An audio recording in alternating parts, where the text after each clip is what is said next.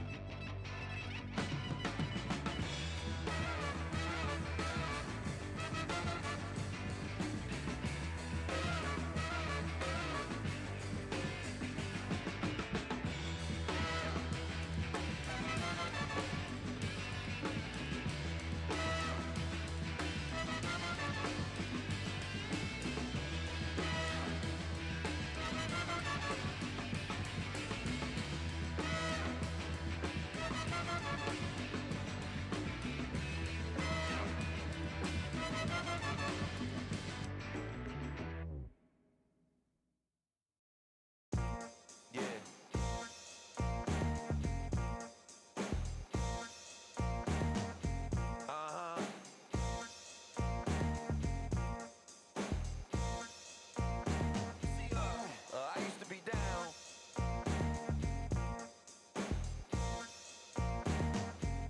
I used to be down and I have a friend.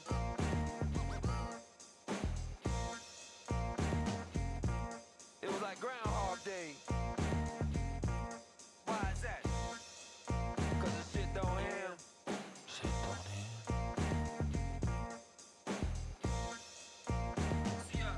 I was trying to keep up.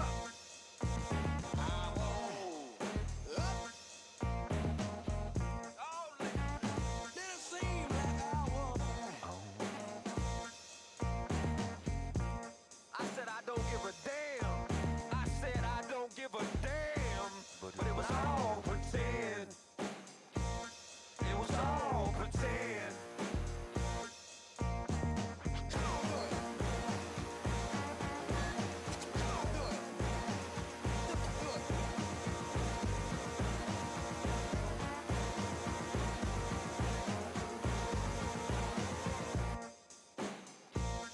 You see, you dig, you see.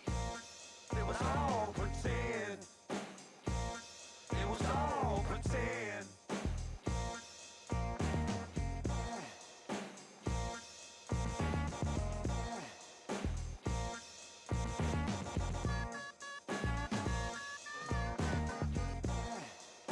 Life got all rough.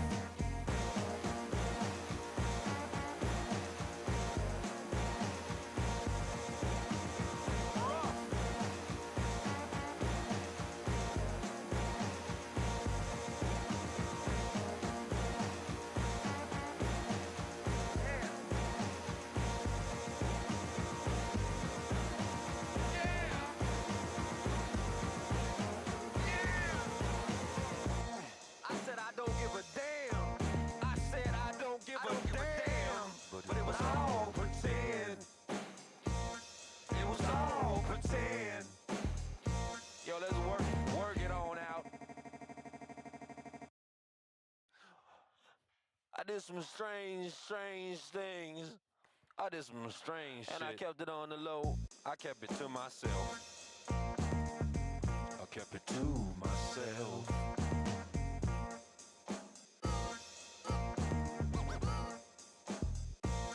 I'm in the know. I'm in the know.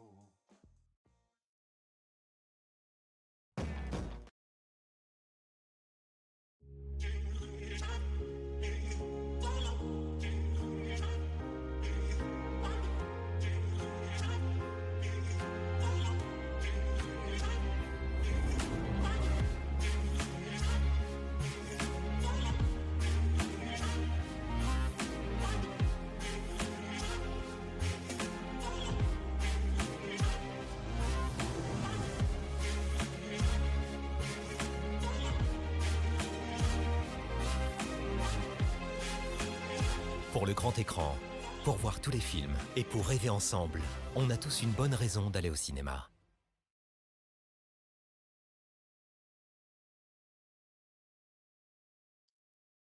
Mesdames et messieurs, bonjour. Bonjour Master, bonjour Dodo, j'espère que vous allez bien, que vous avez passé une bonne journée. Voilà.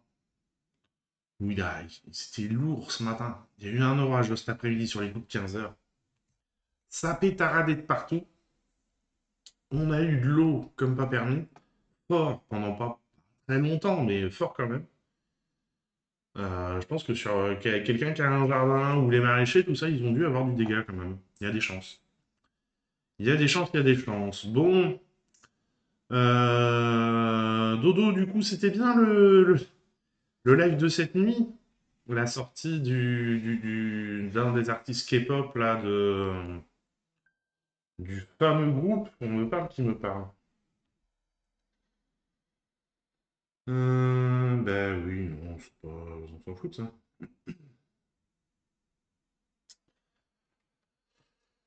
Voilà, autrement que dire, bah écoutez, on va faire le tour des sorties ciné de la semaine. Donc, on a 14 films, dont un Bollywood.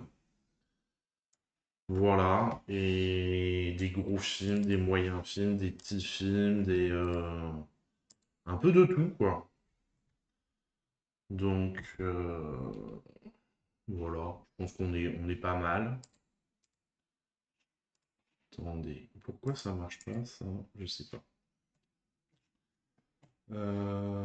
Tac, tac, tac, qu'est-ce que j'ai oublié? J'ai oublié un truc. Mais, no lo sé qué. Bon, bah écoutez, je pense pas. J'espère que non, on verra. On verra. S'il y a un truc qui bug, c'est que j'ai oublié quelque chose. Autrement, bah, c'est parti. Avec un premier gros film. Voilà, les studios Universal qui commencent à se dire que les studios Disney font des cartons à chaque fois avec les adaptations live de leurs dessins animés. Bah, DreamWorks et Universal se sont dit, bah, pourquoi on ferait pas la même chose au final? Et donc, ils font le test avec une de leurs licences emblématiques qui a hyper bien marché, qui était Dragon. Et donc, ils nous proposent de redécouvrir Dragon en version Action Lab. Donc, je sais pas, les premières images sont quand même plutôt pas mal. J'ai pas eu le temps de regarder le film, mais ça, je pense que c'est un des films que je prendrai le temps de voir en salle parce que j'ai adoré cette licence en dessin animé. Pour la curiosité. Voilà, vraiment pour la curiosité. Allez, Dragon, on regarde la bande-annonce.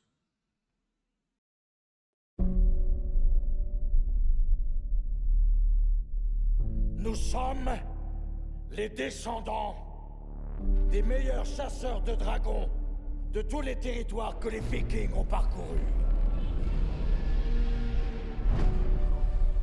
Ces bêtes sont une menace pour toutes nos terres. Il est temps, Harold.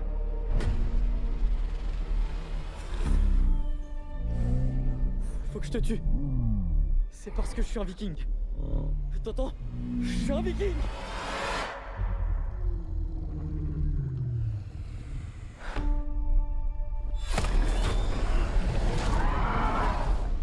T'inquiète. Je vais rien te faire.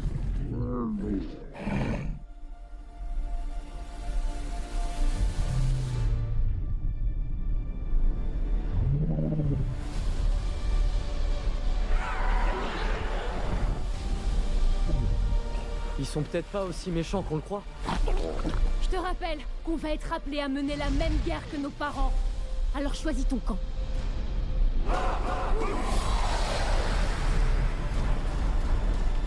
Ils ont tué des centaines d'entre nous. Et nous, on a tué des milliers d'entre eux! Non, Croque-Mou, c'est une amie.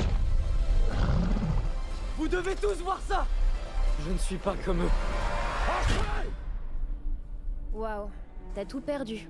Ton père, ta tribu, ton meilleur ami. Tu comptes faire quoi maintenant? Un truc idiot, je pense. Tu l'as fait ça déjà. Un truc fou alors. À nous de jouer. Nous?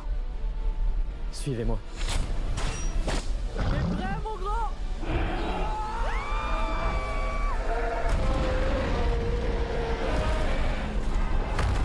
Allez!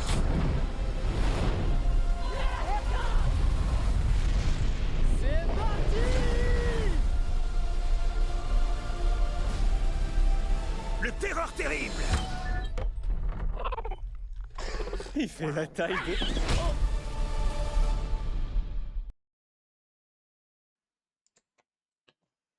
Voilà. Bon. Moi, je trouve qu'il fait le travail. Peut-être sur un film familial, le seul petit bémol que je mettrais, c'est qu'il fait quand même 2h05. C'est familial, mais familial où on met pas les plus jeunes enfants, quoi, on va dire. Alors, qu'est-ce qu'on nous dit sur ce film? Une franchise lucrative, tu m'étonnes. La saga Dragon de DreamWorks Animation a récolté 4 nominations aux Oscars et a rapporté plus de 1,6 milliard de dollars de recettes dans le monde. Outre les 3 longs métrages d'animation sortis entre 2010 et 2019, plusieurs séries animées dérivées ont vu le jour, parmi lesquelles Dragon Cavalier de Burke, Dragon Par-delà les rives et Dragon les 9 royaumes, qui sont des séries dérivées, mais très bien. Moi, les Dragons les 9 royaumes, où ils adaptent l'univers de Dragon dans l'univers moderne, j'ai franchement beaucoup aimé. Et vous pouvez les retrouver, il me semble, les saisons complètes sur le site de France TV, catégorie enfant. Une adaptation live. Dragon est une adaptation en prise de vue réelle du long métrage d'animation éponyme sorti en 2010 déjà. Putain, je me rappelais pas que c'était aussi vieux que ça. Dean DeBlois, le réalisateur du film original, est aussi aux commandes de cette nouvelle version. Bonsoir Michel, re-dodo. J'ai décidé de revisiter Dragon car c'était une opportunité remarquable de réaliser un film en prise de vue réelle, tout en renouant avec un univers qui m'a profondément manqué. Ce sont des personnages à un monde qui m'ont profondément marqué, et la technologie est aujourd'hui assez avancée pour les faire revivre de façon plus réaliste et concrète. Dis bonjour, je repars du coup. Bonsoir officiel. Bonsoir, j'espère que tu vas bien. Il tenait à ce que le film soit aussi spectaculaire qu'émouvant. J'ai toujours été attiré par les histoires qui génèrent du sens grâce à des moments d'émerveillement. Dragon nous invite à trouver le courage de surmonter la peur, les conventions.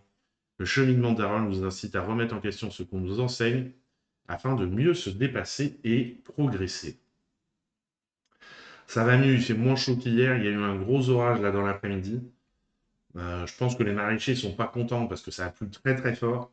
C'était pas de la grêle heureusement, mais ça a vraiment plu fort. Mais l'orage a fait du bien parce à 10h30, 11h, on était à plus de 35 et c'était fatigant. Des dragons plus vrais que nature. Alors bon, plus vrai que nature. Oui, on est retombé à 22. C'est bien. Le comportement des dragons a été calqué sur celui des animaux de compagnie. Ah, c'est pour ça qu'ils disent plus vrai que nature. En nous inspirant des chats, des chiens, des chevaux et d'autres animaux, nous avons créé des créatures qui paraissent totalement réelles, alors qu'elles sont issues de l'imaginaire. Chaque dragon a une personnalité unique et évolue dans un monde concret avec un réel ancrage naturaliste, explique Dean DeBlois, qui espère que les spectateurs croiront autant à ces dragons qu'aux dinosaures de Jurassic Park. Alors, si c'est les derniers Jurassic Park, il n'y a pas de problème, puisqu'ils ont complètement loupé le film. Le producteur Mark Platt renchérit. Les progrès technologiques ont rendu ce niveau de réalisme possible. Les dragons dans leur version animée étaient époustouflants, mais la technologie actuelle nous permet aujourd'hui d'atteindre un photoréalisme d'une précision inégalée, que ce soit dans la manière dont ils bougent, leurs muscles, à la texture de leurs écailles, ou à la subtilité des détails de leurs yeux. 40 degrés chez toi, Michel. Oh là là là là. Bah, écoute, j'espère que ça va descendre assez vite une fois que le soleil va être couché, parce que vous puissiez aérer. Désireux de mêler grand spectacle et émotion. Bah alors après, je regardais la météo pour demain, il nous annonce 35 degrés aussi.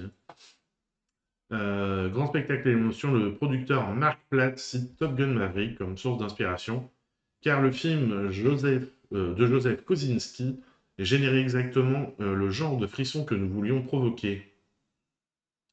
Cette euphorie, cette sensation d'apesanteur, mais avec des dragons au lieu d'avions, nous voulions que le public ait l'impression d'y être, de planer dans le ciel sur le dos de ces créatures incroyables. Pour trouver des acteurs qui prêteraient leurs traits aux personnages emblématiques de Dragon, la production n'a pas cherché des copies conformes qui chercheraient à imiter les doubleurs du film d'animation, mais plutôt des comédiens capables de retrouver l'essence des personnages.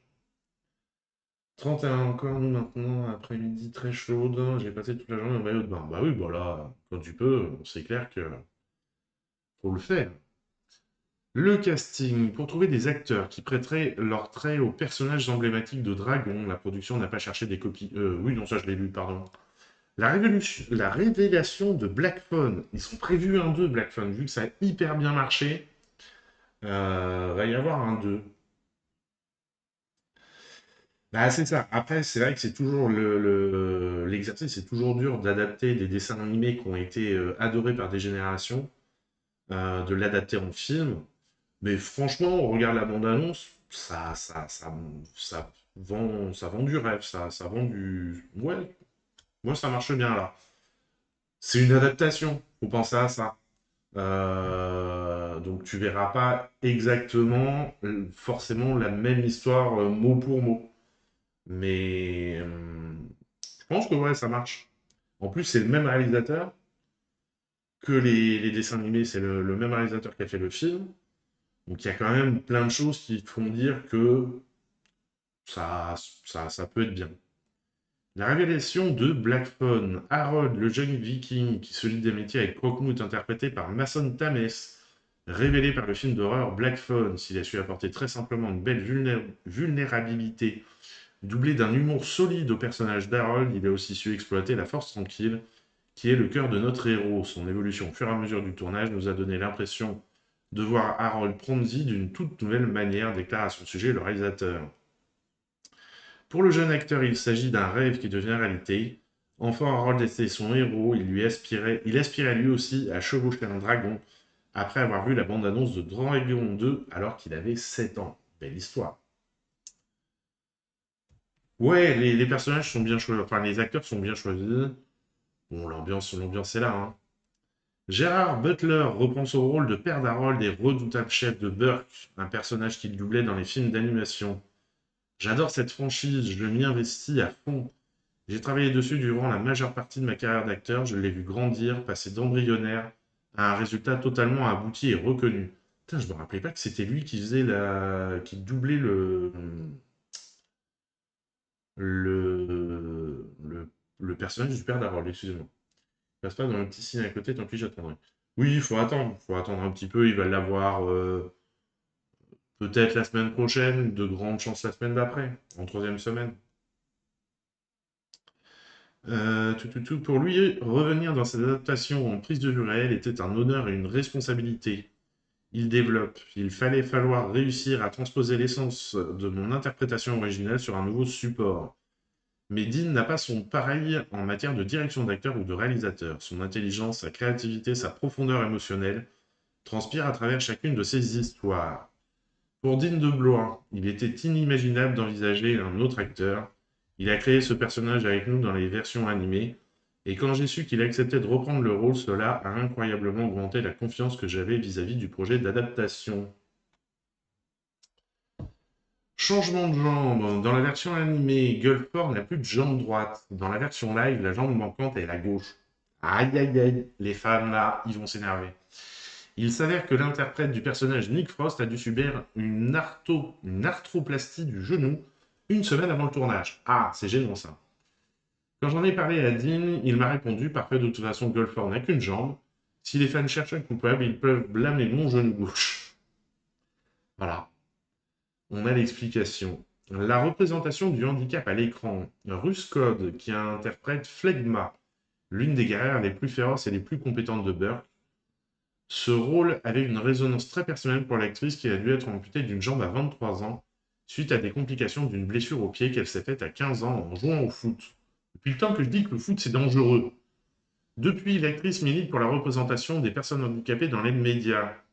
Le fait qu'on me caste dans le rôle d'une guerrière signifiait beaucoup pour moi. Phlegma est une femme puissante et compétente. Je ne me rappelle pas de Phlegma dans dans le dessin animé, qui prouve que la force peut prendre n'importe quelle forme. J'ai eu la chance de m'entraîner au combat pour lui donner vie, et ça a été une expérience incroyable. Incroyable. Après, ça va être OK pour la droite, mais vu la raison, on ne va pas les blâmer. Voilà. Ok, tu checkes ça, tu nous dis, parce que vraiment, il Et en plus, donc, il y aurait un pied en moins. Ouais, non, ça me dit rien. À moins que ce soit peut-être dans les séries, mais même dans les séries, je les ai vus et ça me dit rien non plus. Le tournage s'est déroulé au studio Titanic de Belfast. Est-ce que c'est pas risqué pour des studios de s'appeler Titanic? En Irlande, où l'équipe du chef décorateur Dominic Watkins a utilisé plusieurs plateaux de tournage et d'immenses décors extérieurs. Les îles Féroé, l'Islande, l'Écosse ont été des sources d'inspiration pour concevoir les paysages de Burke. Bah alors là, on attend la suite. Authenticité historique. L'authenticité historique a joué un rôle clé dans la conception de ces décors. Le chef décorateur Dominic Watkins et son équipe se sont appuyés sur des recherches approfondies sur l'artisanat, l'architecture et les cartes de routes commerciales de l'époque viking. Ainsi, la conception de Burke mêle les éléments nordiques traditionnels aux influences asiatiques de la route de la soie. Le bois utilisé pour le village a été traité avec la technique japonaise du shusugiban, qui consiste à carboniser la surface extérieure des planches. L'équipe de production a créé 22 tapisseries de l'époque viking, certaines mesurant près de 3,5 mètres, illustrant les récits historiques et mythologiques de Burke. Elles ont été teintes avec des pigments naturels en Inde. Les matériaux bruts et la plupart des objets proviennent du Maroc, d'Inde et d'autres régions afin de faire référence aux routes commerciales vikings. C'est vrai, j'ai l'impression que c'est un personnage même pas secondaire, tertiaire ou quaternaire. Ah, bon. Après, je le rappelle, c'est une adaptation. Donc, ils peuvent se permettre de rajouter des personnages, d'en enlever, de changer un peu la trame de l'histoire. Voilà. Quelques chiffres. 5 versions distinctes de la queue de Croque-Mou ont été fabriquées pour représenter son évolution tout au long du film. L'équipe des accessoiristes a créé plus de 200 épées, 200 boucliers, diverses autres armes pour équiper 230 figurants, cascadeurs et acteurs. Le tunnel de l'île du Dragon, qui mesure 25 mètres de long, 12 mètres de large et 7,6 mètres de haut, a été reproduit à l'échelle à partir de petites maquettes suivant un système de grillage très précis. Un navire viking de 21 mètres a été placé sur une plateforme hydraulique de 12 tonnes, reproduisant le balancement des vagues pour les scènes maritimes. Sacré truc. Donnez vie au dragon. Je t'ai envoyé la photo sur Didi. Ah, sur Didi. Alors, on va voir ça.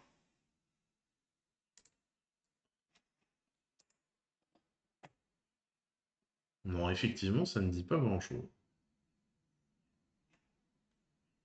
Ça ne dit pas grand-chose, pas grand-chose. Denivier au dragon. C'est un personnage qui n'est pas inventé juste pour le film. Même, ils peuvent te rajouter un personnage. S'il s'intègre bien dans l'histoire, dans l'univers du film, pourquoi pas. Les dragons sont nés de la combinaison entre effets visuels, effets spéciaux et marionnettes. Des têtes en mousse grandeur nature ont été fabriquées pour chaque espèce de dragon, offrant aux acteurs des points d'interaction réalistes et tangibles pendant le tournage. Il a fallu une équipe de 5 marionnettistes pour donner vie à Croque-Mou, quand même, et contrôler ses mouvements, un pour la tête, un autre pour le torse et 3 autres pour les pattes et la queue. Inspirée par les technologies utilisées par la franchise Fast and Furious, l'équipe a créé des installations hydrauliques dynamiques pour simuler le vol des dragons, ce qui permettait aux acteurs de faire l'expérience réaliste du vol à dos de dragon. Vas-y, je veux y aller, moi. Je veux faire du vol de dragon aussi. La préparation des acteurs. Hein, Dodo, on y va? Vol à dos de dragon, franchement. La préparation des acteurs. Les acteurs ont suivi une formation dans un élevage de chevaux afin de se familiariser avec l'interaction avec de grandes créatures, ce qui les a aidés à établir des relations convaincantes avec les marionnettes de dragons sur le plateau. Ils ont aussi suivi des séances d'initiation aux cascades aux côtés de leur doublure, où ils ont ensemble été formés à des disciplines essentielles telles la boxe, l'art de la chute, ainsi que le combat à l'épée. Ah bah oui, hein, on est d'accord. Et alors juste, sans trop regarder, pour pas trop me... La presse est plutôt satisfaite. Et les spectateurs sont très satisfaits. Donc on est plutôt bien. Je regarde pas je lis pas les critiques parce que j'ai pas envie de me gâcher le film en voyant des trucs qui vont me spoiler des infos du film. Voilà donc pour Dragon. On passe au film suivant, où on change d'ambiance. Life of Chuck, adaptation d'une nouvelle de Stephen King, mais une nouvelle qui n'était pas une nouvelle d'horreur, réalisée par Mike Flanagan, qui est un spécialiste. Est-ce qu'il y en a un? Oui, oui, oui, oui, tout à fait. Mike Flanagan, qui est un spécialiste de l'adaptation des récits d'horreur de Stephen King, puisqu'il avait fait The Haunting of Hill House et Doctor Sleep, qui étaient très bien adaptés. Mais ben voilà, c'est pas un film d'horreur, ce n'était pas une nouvelle d'horreur, il l'a pas transformé en film d'horreur, mais en un très beau film. Donc, voilà, qui a été présenté au TIFF Festival.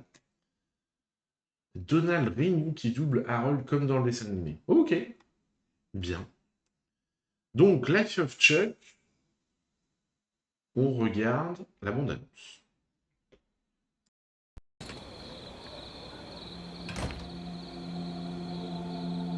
When you look up at the night sky, it can tell you stuff about your future.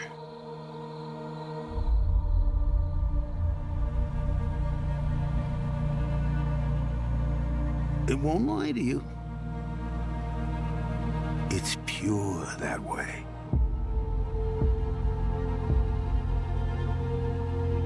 You might see a lot more than you wanted. But if you have heart, you have hope. And you have heart in you.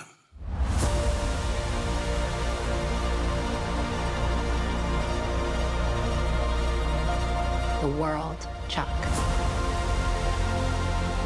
Everything you've ever loved. Everything you see.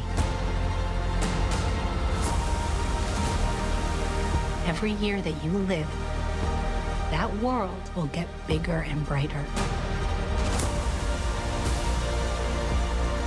And more detailed and complex.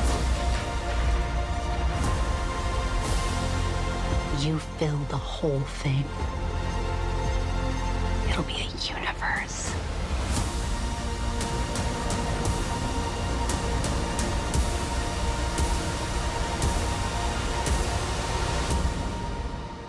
Isn't that wonderful?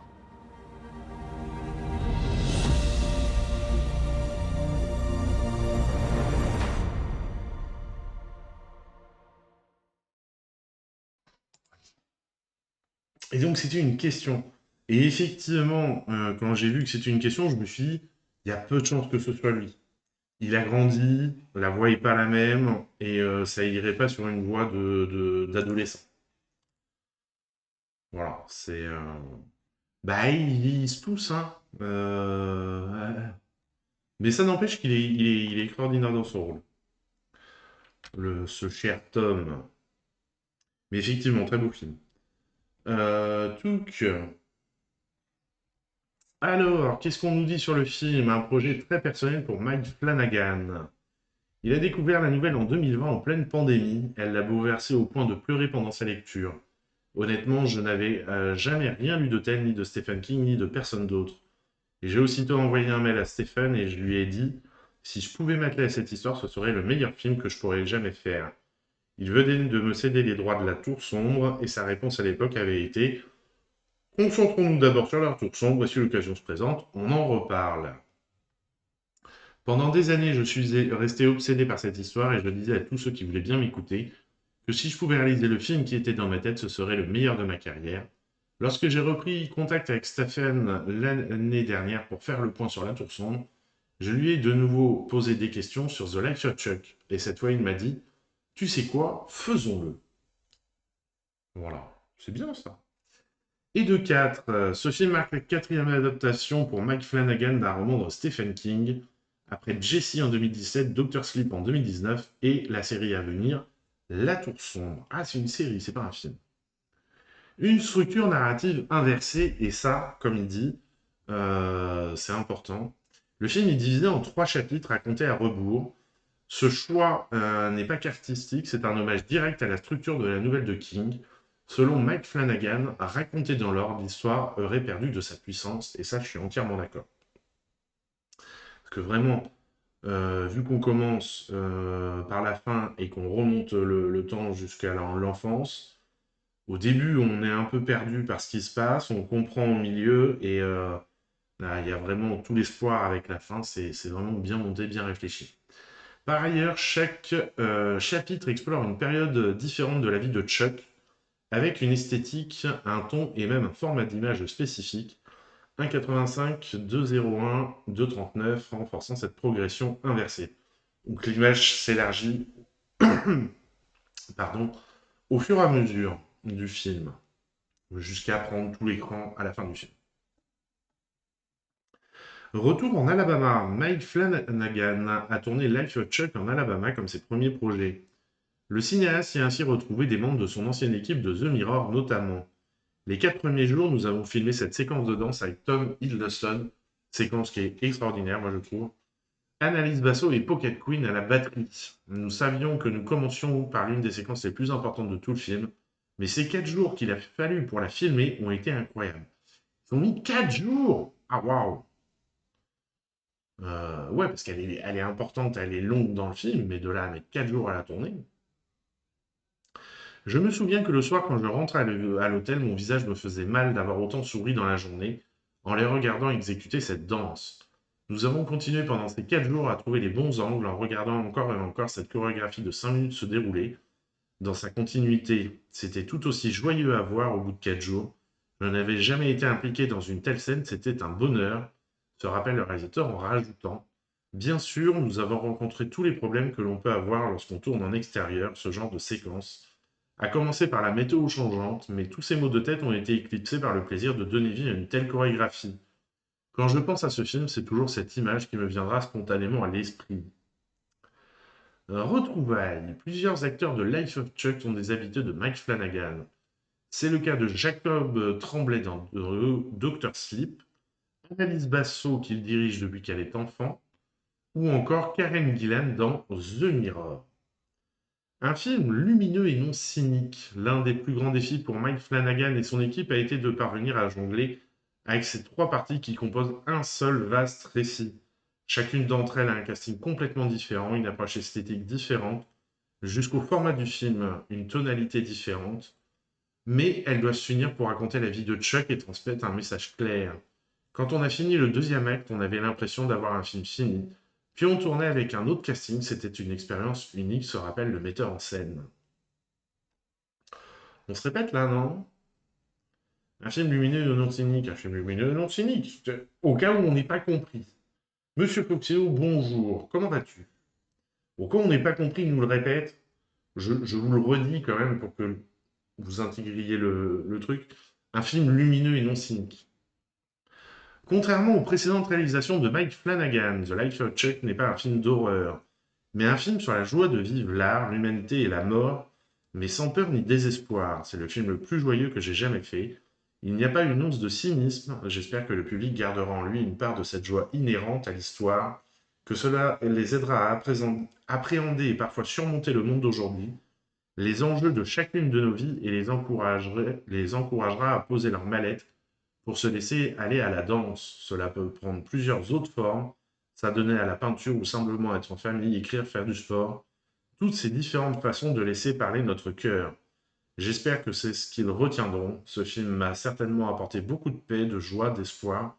Et si je peux donner à notre public une fraction de ce que j'ai ressenti, alors cela en aura vraiment valu la peine. Et moi, qu'est-ce que vous voulez que je dise de plus que ça?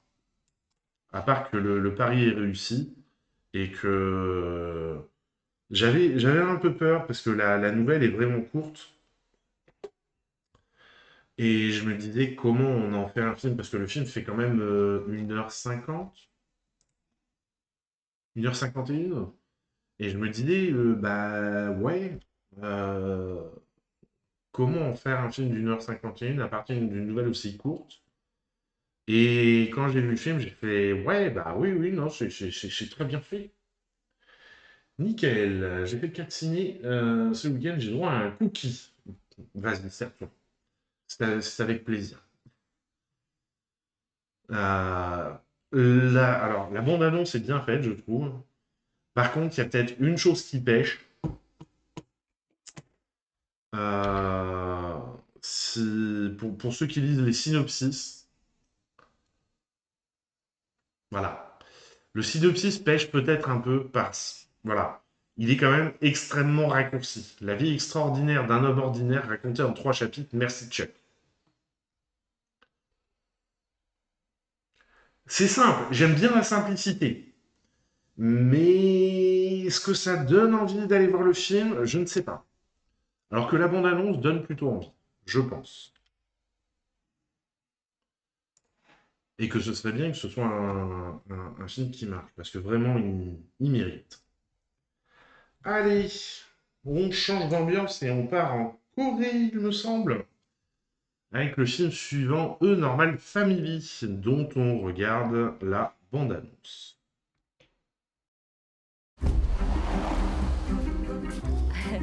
혜윤아, 용돈 있어? 감사합니다. 아이고, 여보 혜윤이가 시험 공부 가지러 온 거야. 오늘 어른들 밥 먹는다는 거 알지? 코에 바람 좀 넣자. 넌 네 일 하는 거고 난 내 일 하는 거야. 형은 돈 벌려고 하는 일이고 나는 사람 살리려고 하는 일이야. 형 진짜 돈 되는 거 다 아는구나. 그래도 훌륭해. 그래서 내가 널 보고 네가 흥부야. 요즘 무슨 폭행 동영상이라고 인터넷에 돌고 있고. 거기 동영상에 나오는 한 명이 나랑 똑같은 옷을 입었어. 나 아니야. 나 혜윤이가 무서워지려고 해.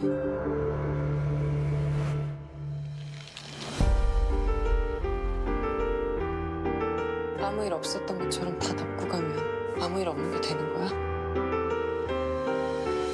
책임지는 거 애들한테만 해당되는 거 아니야.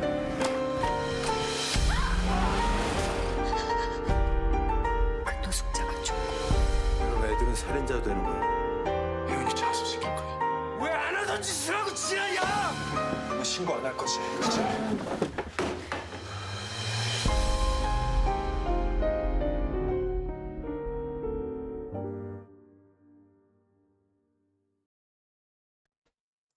Ah, ça, c'est sûr que le synopsis ne donne pas d'infos du tout.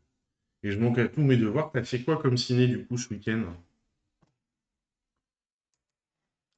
Ça qui est intéressant. Qu'as-tu été voir?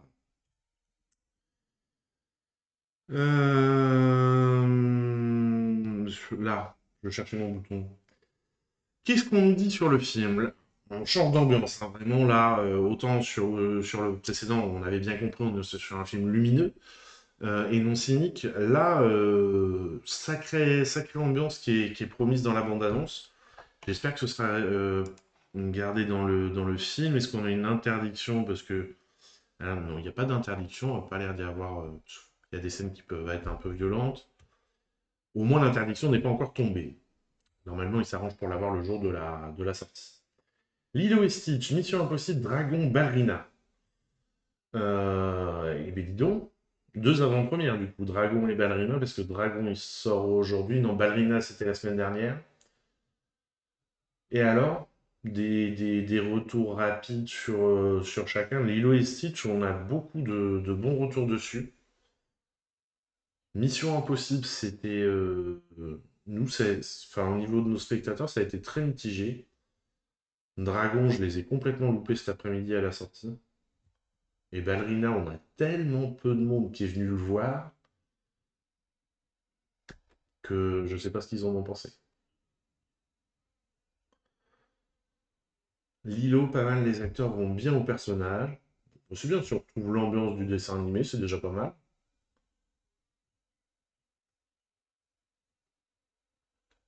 Je commence à lire en attendant le reste. En festival, le Normal Family a été présenté au Festival international du film de Toronto en 2023 et a été sélectionné dans pas moins de 19 festivals dans le monde entier, parmi lesquels Fantasporto Film Festival ou le Mons Film Festival, où il a remporté à chaque fois le prix du meilleur scénario. Quand même pas mal. Donc, bon. Adaptation. Le film est tiré du roman Le Dîner de Herman Koch. Un film américain sorti en 2017, The Dinner d'Oren Moverman, était déjà adapté du livre. Une commande. Le réalisateur Urjin Ho n'a pas participé à l'écriture du scénario. Il lui a été envoyé dans sa version terminée. Il s'agit donc d'une commande, ce qui est nouveau dans sa manière de travailler. Histoire de la violence. Le film s'ouvre sur une scène d'agression en voiture, une séquence qui pose d'emblée l'un des grands thèmes du film, qui est la violence. Le réalisateur a souhaité travailler sur cet enjeu qui concerne toutes les strates de la société à des degrés divers. La question de l'argent. L'un des autres grands sujets du film est la question de l'argent, notamment à travers les visions des deux frères. En quoi le cinéaste évoque la question économique de la Corée du Sud qui a connu une croissance incroyable ces dernières années. Mission, c'est toujours de l'impossible qui finit bien, rien de surprenant. Oui, voilà. C'est bon, c'est comment il s'appelle, Tom Cruise mis en avant, Ethan Hunt sauve le monde, encore une fois. Le pays de la politesse. La Corée du Sud est considérée par la Chine comme le pays de la politesse. Mais cette réputation n'est plus tout à fait à l'ordre du jour, comme le montre Urjin Ho dans son film. Dans A Normal Family, le dialogue semble rompu entre les générations, désormais scindé en deux. D'un côté, les aînés plus arrogants et conservateurs qu'autrefois, et de l'autre, les plus jeunes qui affichent leur agisme et leur intérêt pour les choses superficielles. Gigot, je vais mettre mon téléphone à charger. Bisous, bonne soirée. Bonne soirée, mademoiselle Dodo. À bientôt. Collaboration inédite avec Normal Family. Urjin Ho travaille pour la première fois avec Soo Kyung-gu, considéré comme l'un des plus grands acteurs de sa génération. Pour le rôle de l'avocat, il s'est imposé comme une évidence puisque le réalisateur cherchait un comédien capable de représenter la stabilité mais aussi quelque chose de très cérébral. Big Brother is watching you. À l'origine, la scène de l'agression dans un sans-abri, par les enfants devait être filmée au smartphone par les enfants eux-mêmes. Mais au montage, Urjin Ho et son chef opérateur ont décidé de tout retirer et de privilégier les images des caméras de surveillance pour avoir une vision plus globale de la situation. Changement de ton. The Normal Family marque un tournant dans la carrière de Urjin Ho. En effet, ce dernier est considéré comme le roi du mélodrame en Corée et a surtout abordé les thèmes de l'amour, de l'amitié ou la fraternité dans ses précédents films. C'est la première fois qu'il aborde quelque chose de beaucoup plus noir et la bande-annonce donne plutôt envie. Dragon, c'est pas mal non plus, on retrouve bien les différents personnages. Et si on retrouve un peu l'ambiance des dessins animés, c'est cool aussi. Vu que c'est en film, ce sera forcément pour la cible les plus âgées. Donc, s'ils ont su adapter ça, je pense que le pari est plutôt réussi. Et de 3, A Normal Family est le troisième film de Urjin Ho autour de la famille, après Pal Wol-wi Kerisema Seu en 1998 et Bom Naleun Ganda en 2001, qui étaient ses deux premiers longs métrages en tant que réalisateur. Excusez-moi si j'ai mal prononcé, je ne sais pas parler le coréen. Voilà donc pour ce film. On revient en France et on s'intéresse au phénomène de... Je cherche le nom de la maladie, mais je ne retrouve pas. Voilà, on va certainement l'avoir dans la bande-annonce. Voilà, Lola Doyon, Jenny Bette et Thibaut Evrard qui tiennent le film quasiment à eux deux. On regarde la bande-annonce. Quand je veux partir, je pars. C'est quand je veux, sans que tu me prennes la tête. Mais oui, Katia, mais t'es en boucle là.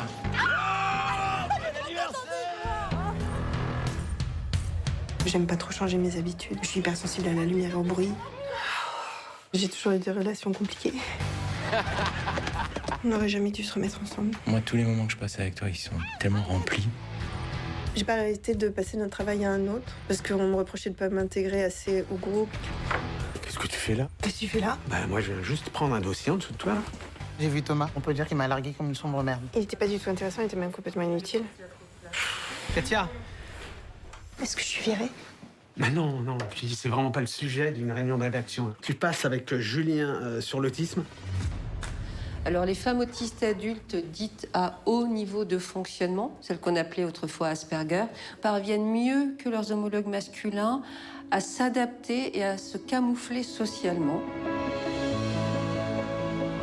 Il y a des moments où je suis vraiment épuisée. Et quand je vois les autres, je me demande comment ils font. Katia, t'énerve. Va pas t'imaginer que ça a été facile pour moi. Hein.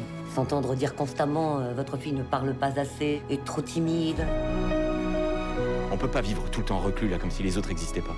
En fait, c'est que je me demande si je suis pas autiste. Autiste. Katia, c'est important de comprendre, vous n'êtes pas incapable, vous n'êtes pas inférieure, vous êtes différente.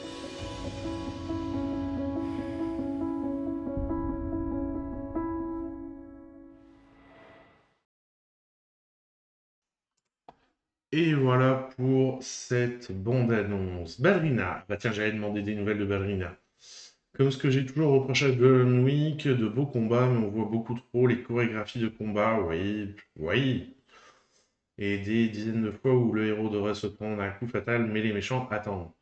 Et c'est pareil, dans ces films, les méchants ont tendance à très mal tirer. Ils ont pourtant des viseurs, ils ont tout ce qu'il faut, hein. Ils te vident 3 chargeurs sur le mec, il se prend pas une balle. Ça, moi, à chaque fois, je trouve ça extraordinaire. Voilà. Après, tu y vas pas pour une histoire. Oui, effectivement, tu y vas pour la chorégraphie. C'est peut-être un peu dommage de voir que c'est de la chorégraphie. Effectivement. Je peux être d'accord. Alors, différentes. Qu'est-ce qu'on nous dit sur le film? Genèse. Lola Doyon a souhaité écrire une histoire d'amour et en parallèle, elle s'est vue proposer plusieurs sujets autour de l'autisme. Elle a alors entendu parler de ces personnages qui avaient eu un diagnostic tardif et a écrit dans la foulée le personnage de Katia, autiste sans déficience intellectuelle. Comment on fait quand on s'aime mais qu'on n'arrive pas à vivre cette relation? Plus généralement, cela m'emmenait à réfléchir à comment vivre une histoire d'amour quand on ne rentre pas dans les codes de notre société.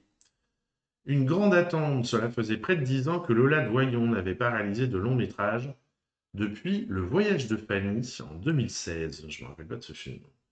Oh, il était tout mignon ce film.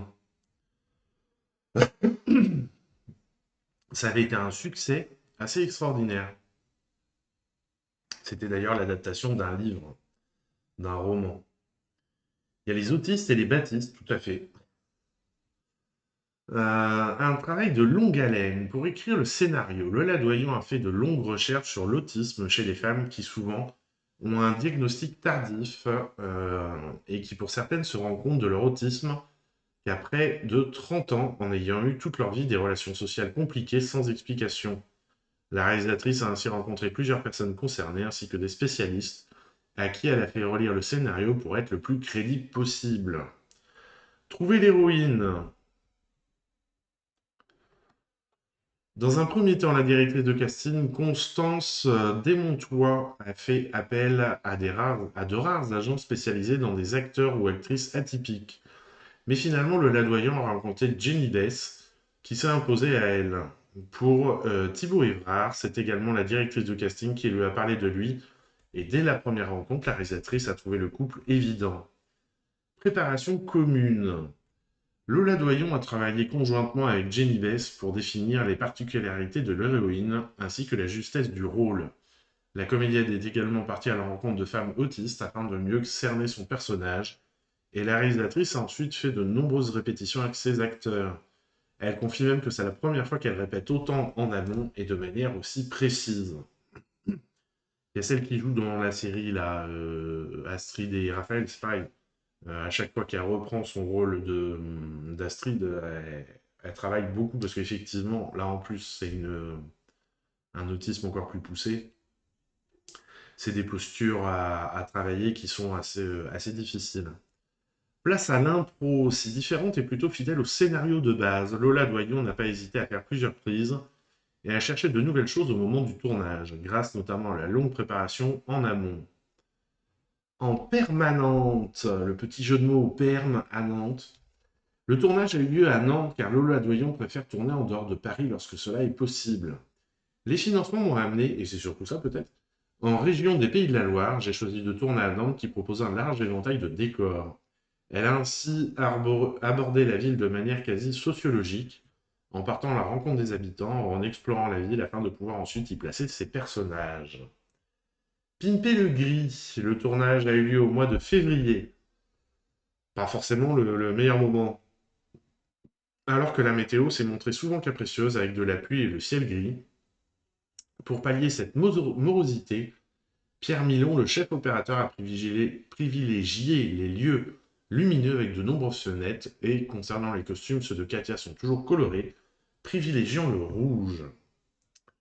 Jouer soi-même, le chanteur underground Johnny Montreuil fait une apparition dans son propre rôle dans Différentes. Voilà, je ne sais pas qui est Johnny Montreuil ni ce qu'il chante, mais sachez-le, il joue son propre rôle dans Différentes.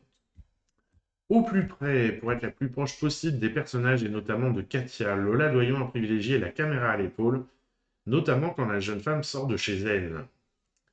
Une chanson douce, que me chantait ma maman. Excusez-moi. Au fil de ces entretiens, en amont du tournage, Lola Doyon a découvert que beaucoup d'autistes écoutaient du hard rock et du métal. C'est original. Si Katia écoute cette musique de manière intradiégétique, la réalisatrice a voulu contraster avec ce gros son en utilisant une bande originale plus douce composée par le groupe Code. Comme elle le raconte. En cohérence avec ce film où il y a peu de personnages, l'idée était de partir avec peu d'instruments, mais de choisir ce qui pouvait retranscrire le plus le côté humain, majoritairement des instruments à cordes et à vent. Alors par contre, moi je suis désolé, mais intradiégétique, qu'est-ce que ça veut dire? Intradiégétique. Une musique de film, par exemple, est dite intradiégétique si les acteurs l'écoutent pendant une scène. Par opposition, une musique qui ne sert que de soutien à une scène est dite extradiégétique. Ok. Donc il l'écoutait en tournant la scène. Eh bien écoutez, j'aurais appris quelque chose.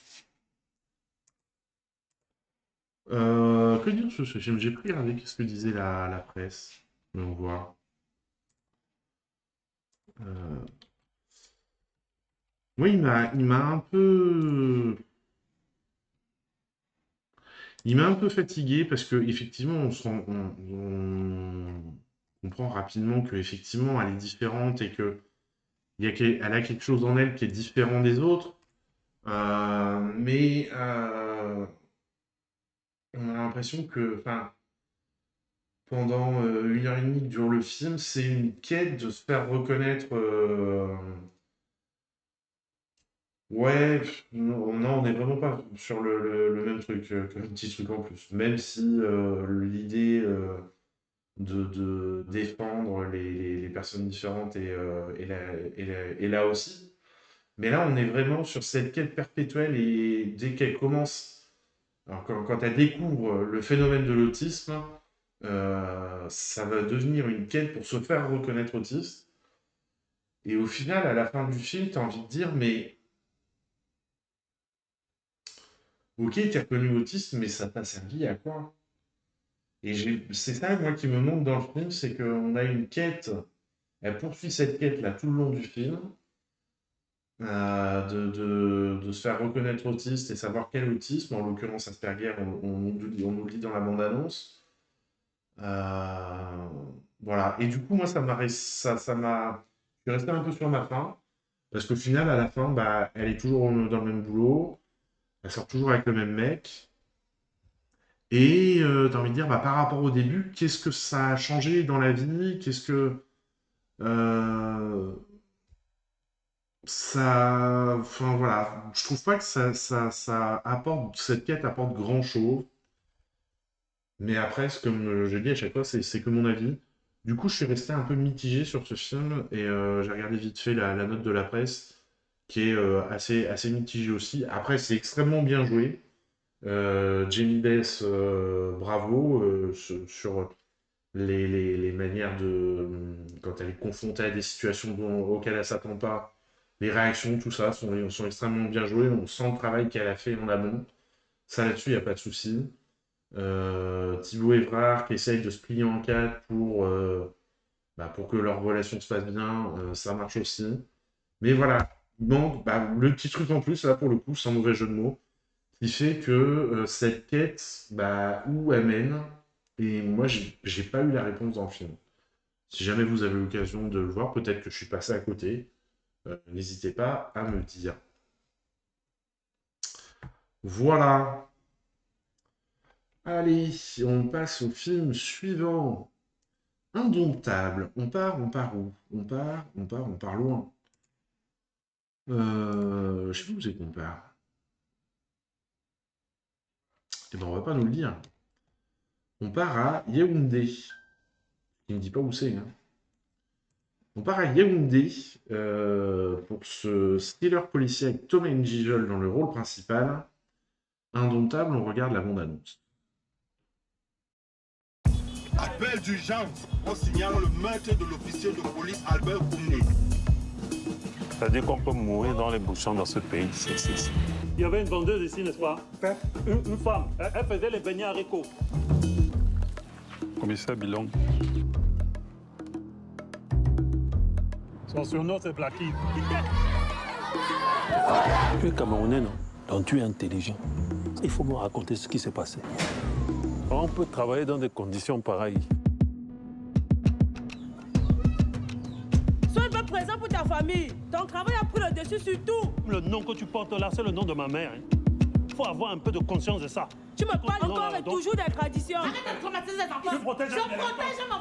Mais tu ne me parles pas fort.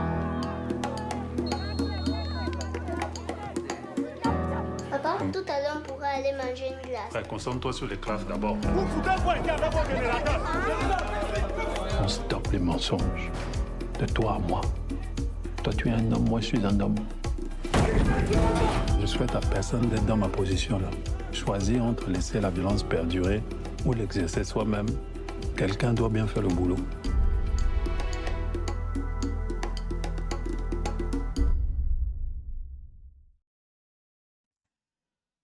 Voilà donc pour cette bande-annonce. Sénégal.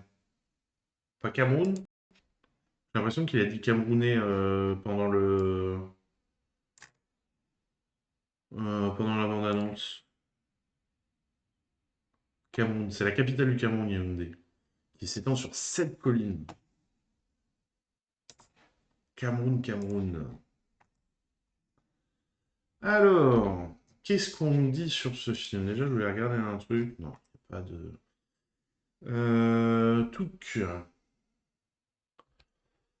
Cannes 2025, ce film est présenté à la quinzaine des cinéastes au Festival de Cannes 2025. Et de 4, il s'agit du 4e long métrage que signe Thomas N'Gijol après Casse Départ, Fast Life et Black Snake. Fast Life, je ne me rappelle plus. Je crois que je ne l'ai pas vu. Et Black Snake, c'était pas, j'avais pas accroché. Adaptation. Le scénario du film est librement adapté du documentaire Un crime à Abidjan de Mosco Lévy Boucault. Son Chao Pantin. Indomptable est la première incursion de Thomas N'Gijol dans le registre du polar dont il est amateur. Lui qui est aussi humoriste et a souvent joué dans des comédies adopte un jeu beaucoup plus sombre et en retenue. Toutefois, il a inclus de l'humour à son scénario puisque, comme il le confie lui-même, on ne peut pas passer une journée au Cameroun sans avoir un fou rire.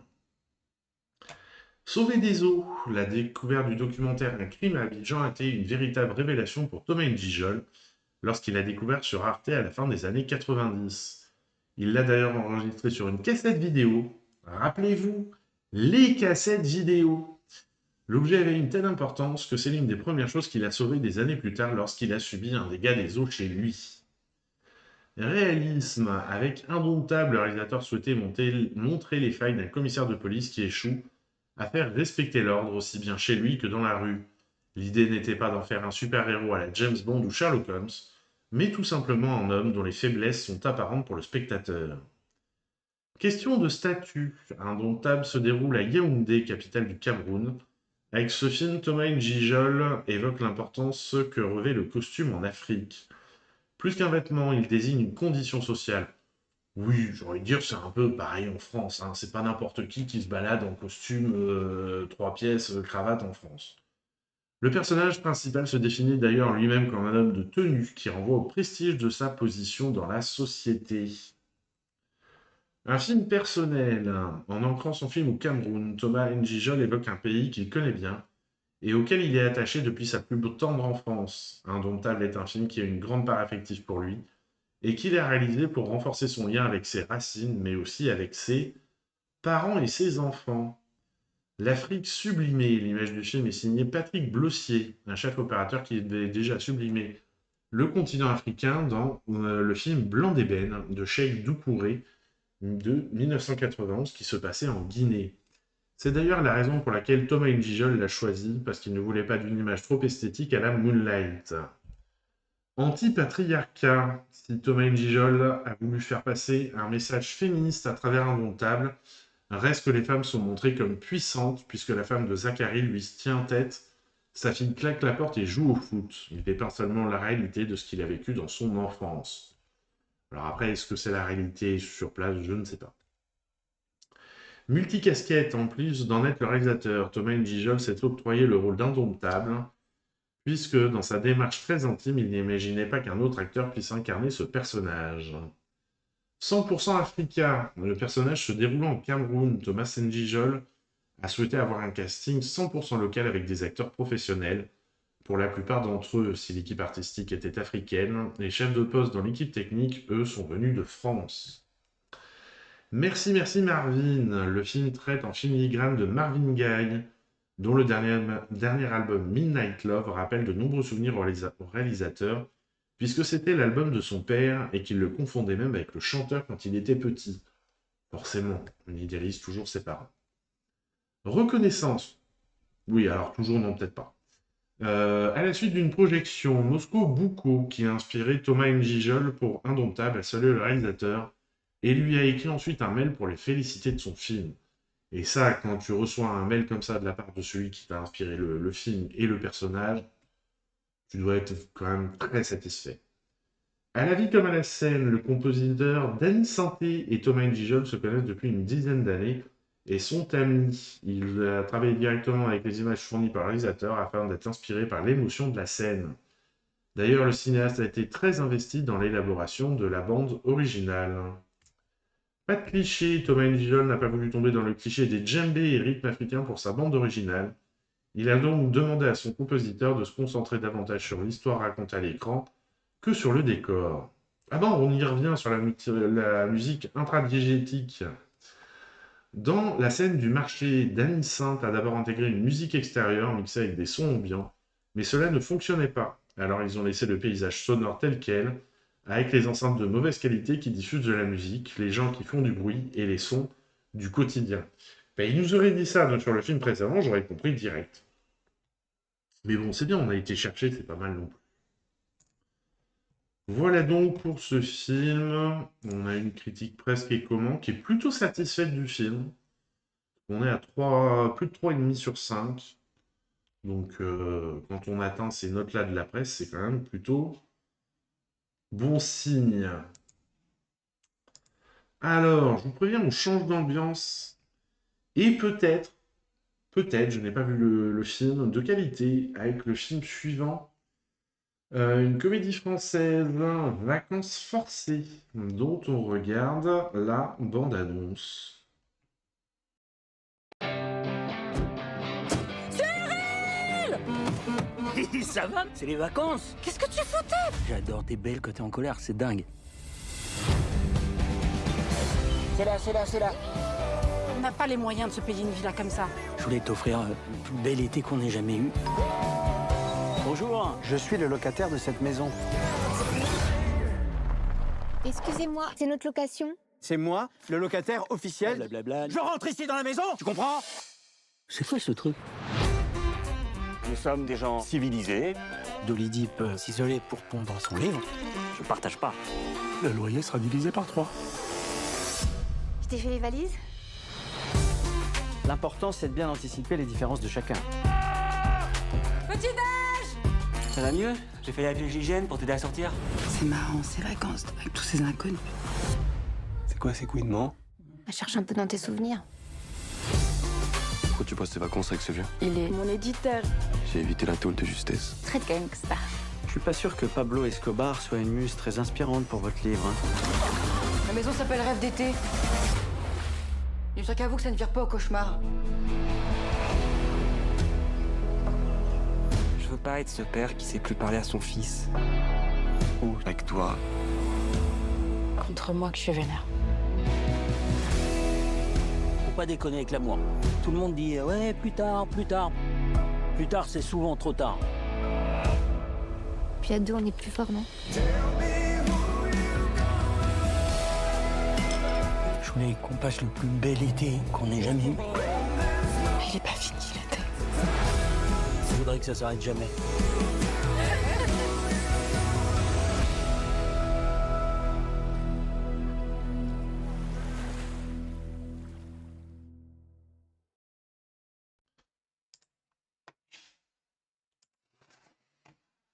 Mais dans ce type de comédie, j'ai toujours l'impression qu'il y a un canevas qui se passe de réalisateur en réalisateur. Comédie sociale, donc faut qu'il y ait ça, faut qu'il y ait ça, faut qu'il y ait ça, faut qu'il y ait ça. Et quand ils écrivent leur scénario, ils cochent au fur et à mesure, tu sais. Et une fois qu'ils sont arrivés à la fin, ils écrivent un peu en fonction. T'as des lignes de dialogue qui sont préécrites, paf. T'as l'impression que c'est un truc qu'on a déjà vu et revu, quoi. C'est... Je sais pas. Après, bon, faut voir le film. Peut-être que ça s'en sort quand même. Mais sur bande-annonce, bon. Voilà, on est d'accord, faut que c'est bon. Alors, qu'est-ce qu'on nous dit malgré tout sur ce film? En plus, quand tu vois le casting qu'il y a, t'as envie de dire, mais... En festival, Vacances forcées a été présente en sélection officielle lors de l'édition 2025 du Festival international du film de comédie L'Alpe d'Huez. La comédie française en force. Trois acteurs de la comédie française quand même sont au casting. Pauline Etienne, Laurent Stocker et la jeune Klaina Clavaron, dont c'est le deuxième long métrage au cinéma après After Blue de Bertrand Mandico. Et là c'est pareil, comment tu passes de After Blue qui était magnifique, je vais pas laisser la bande-annonce parce qu'on pourrait avoir des problèmes. Comment tu passes de Bertrand Mandico, qui est un cinéaste d'auteur à essai, alors hyper pointu pour le coup, à une comédie moitié vulgaire comme ça? Enfin, à un moment, faut se respecter. De la botte à la butte. Putain, même dans ce qu'on nous dit sur le film, les jeux de mots sont pas bons. Vacances forcées. Et le remake du film italien Odio l'estate de Massimo Venier, sorti en 2020.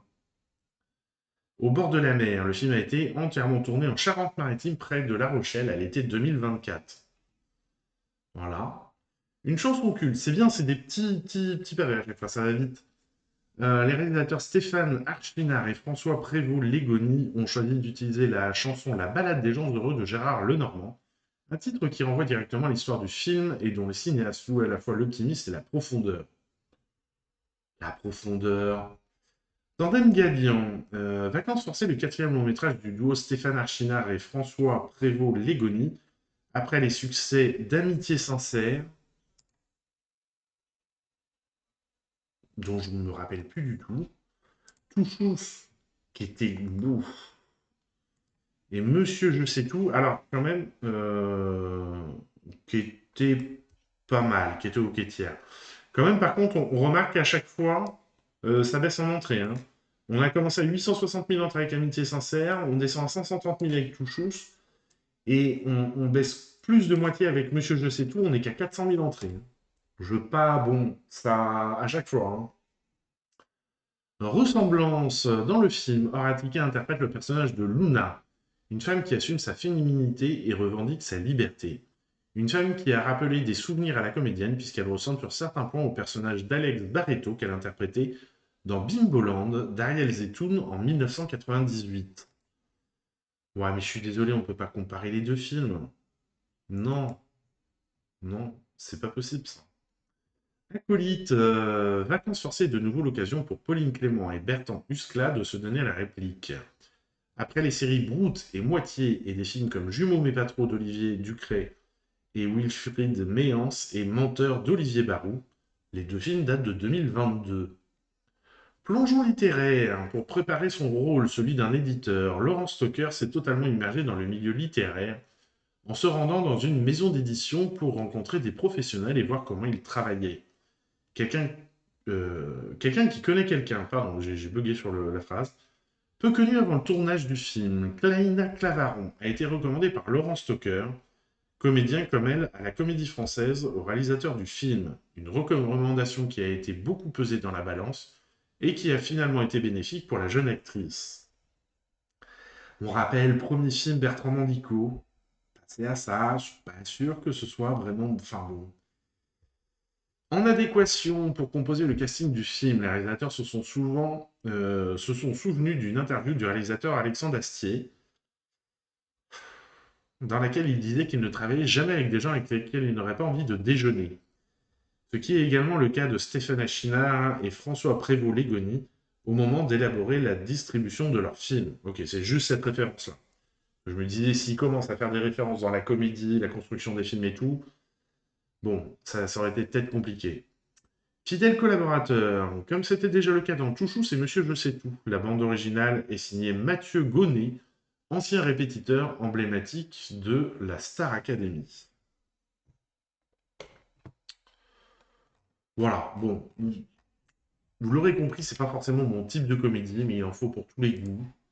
C'est vrai qu'on n'a pas forcément beaucoup de comédies en ce moment, mais voilà. Sachez-le, ça sort aujourd'hui.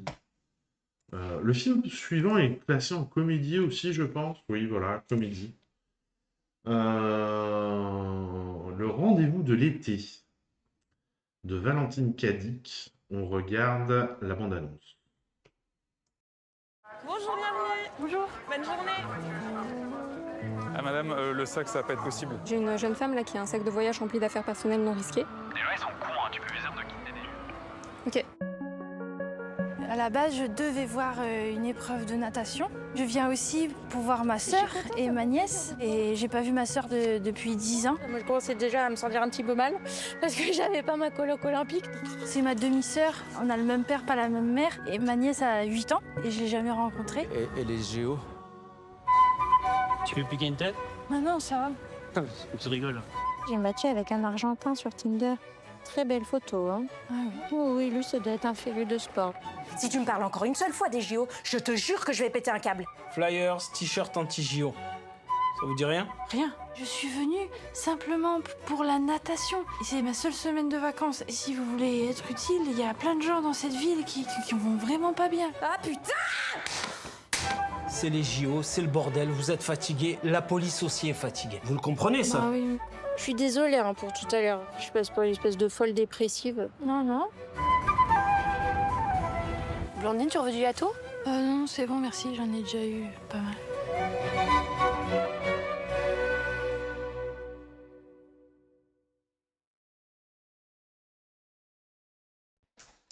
Voilà donc pour cette bande-annonce. Alors, qu'est-ce qu'on nous dit sur le film? Naissance du projet. Contrairement à ce qu'on pourrait penser, Valentine Cadic n'a pas eu l'idée du film en 2017 lors de l'annonce des JO à Paris.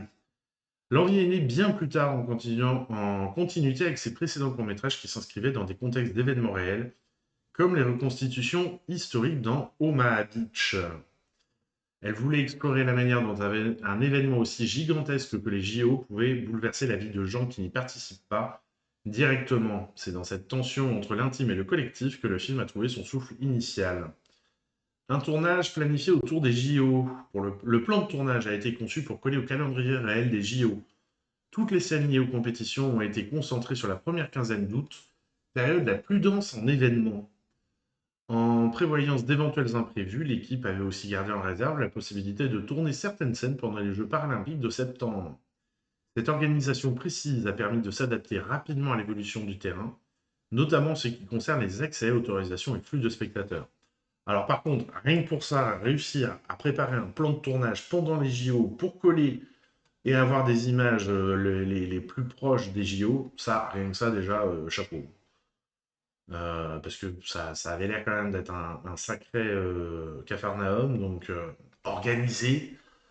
Monsieur Calou, excusez-moi si vous êtes là, hein, mais ça, de l'extérieur, ça avait l'air d'être un sacré bordel. Une petite équipe afin de capter l'effervescence. Puis de toute façon, tu vas pas te ramener à 150 techniciens sur les JO. Je pense pas que ça aurait été accepté. L'effervescence réelle des jeux sans perturber les lieux ni attirer l'attention, l'équipe technique était volontairement réduite. Cela permettait de filmer au cœur de Paris, souvent en immersion sans être repéré. Par exemple, pour les scènes tournées au Club France, les passants pensaient que l'équipe faisait partie d'une chaîne de télévision. Cette discrétion a permis d'obtenir des images très naturelles et de préserver le ton semi-documentaire du film. Improvisation bienvenue. Une scène centrale du film où Blandine discute avec un journaliste pendant une compétition de natation a été bouleversée à la dernière minute. La course a été annulée à cause d'une mauvaise qualité de l'eau. L'équipe a dû improviser et tourner quand même. Le résultat, moins de foule, une ambiance différente, mais finalement un gain de liberté pour multiplier les prises et enrichir la scène de spontanéité. Beryl Gastaldello, nageuse réelle et muse du personnage. La nageuse professionnelle Beryl Gastaldello n'est pas un simple caméo. Elle a été intégrée très tôt dans l'écriture du film. Mariette Désert, co-scénariste, a découvert son parcours et Valentine Cadic l'a contactée via Instagram. Touchée par le projet, Beryl a partagé son histoire personnelle, notamment avec ses difficultés psychiques et ses réflexions sur la santé mentale dans le sport de haut niveau. Elle a envoyé des vidéos personnelles tournées avant et après les compétitions qui ponctuent la narration du film. Son image sert de repère émotionnel pour Blandine, qui l'admire plus pour sa force intérieure que pour ses performances sportives. Voilà, bon.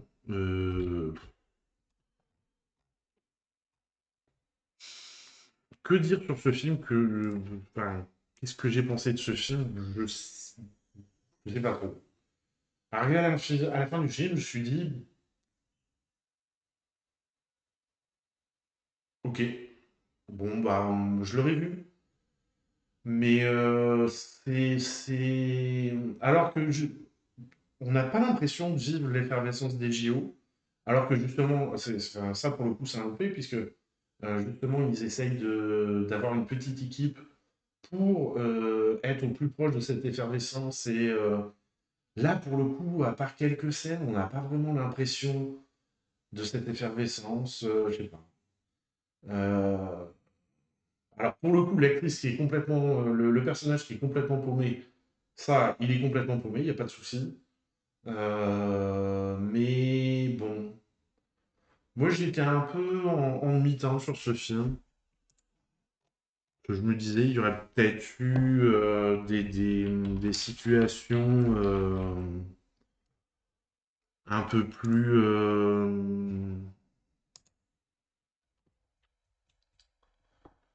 un peu plus croustillante à créer, je sais pas. Et pourtant, on a une presse qui est à 3 sur 5. Donc qui est quand même plutôt conquise. Alors, je dis pas qu'on passe un mauvais moment devant, mais arrivé à la fin, moi, je me suis dit, ouais, bon, allez, ce sera pas le film dont je me souviendrai forcément. Voilà. Après, voilà. Il fait chaud en ce moment, les cinémas sont... fait un petit peu pour les cinémas, autopromotion, bonjour. Les cinémas sont climatisés. Donc c'est vrai que ça peut permettre de passer 1h30 au frais. Si en plus vous allez dans les cinémas de proximité près de chez vous, plutôt que dans les gros groupes, bah, vous payerez pas trop cher. Ça aidera la culture.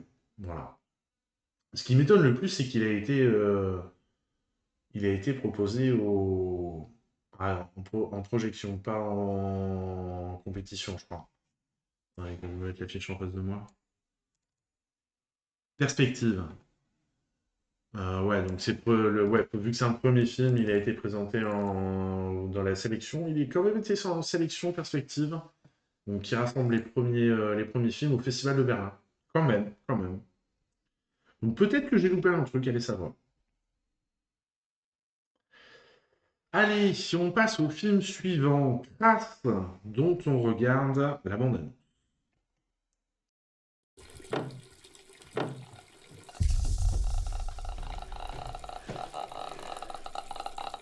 My God, Maria, you piss like a horse.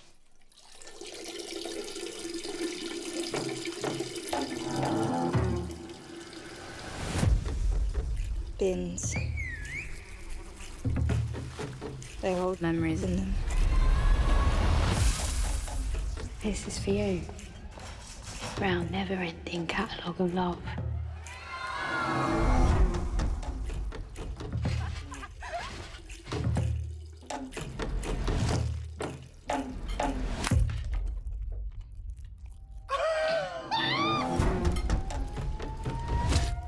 It used to take me longer to remember Mother's voice, but I can hear her again. Boy, what are you playing at? I can smell a memory. I've come to realize grief will never heal over time. Some of my memories are vivid, and some more like dreams. They dip and dive.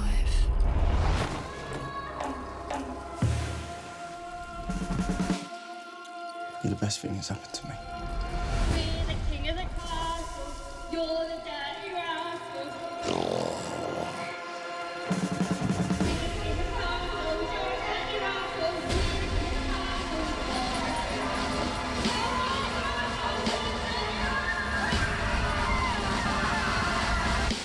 I'm feeling woozy now.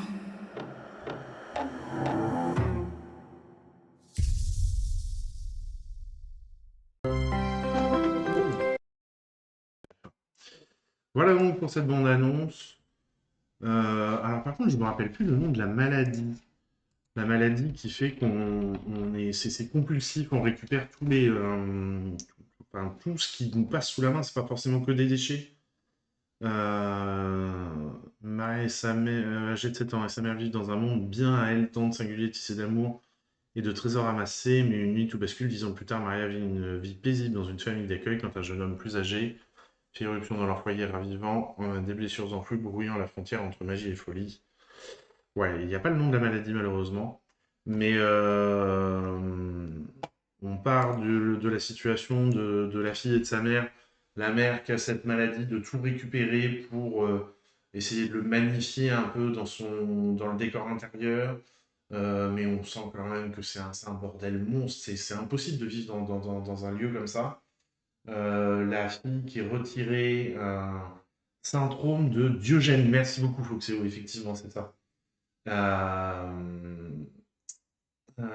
Et voilà, la fille qui est retirée, qui est mise aux services sociaux, retirée par les services sociaux, mise en famille d'accueil, et comment elle va se recréer une nouvelle manière d'être, une nouvelle manière de penser, et comment quelqu'un, et un événement, parce que le synopsis ne le dit pas, mais il y a un double truc, il y a l'arrivée de quelqu'un qui a aussi un problème psychiatrique, et un événement assez dur vont faire que le problème psychiatrique de la mère va ressurgir chez la fille, et comment on va réussir à lutter contre ça pour passer au-delà.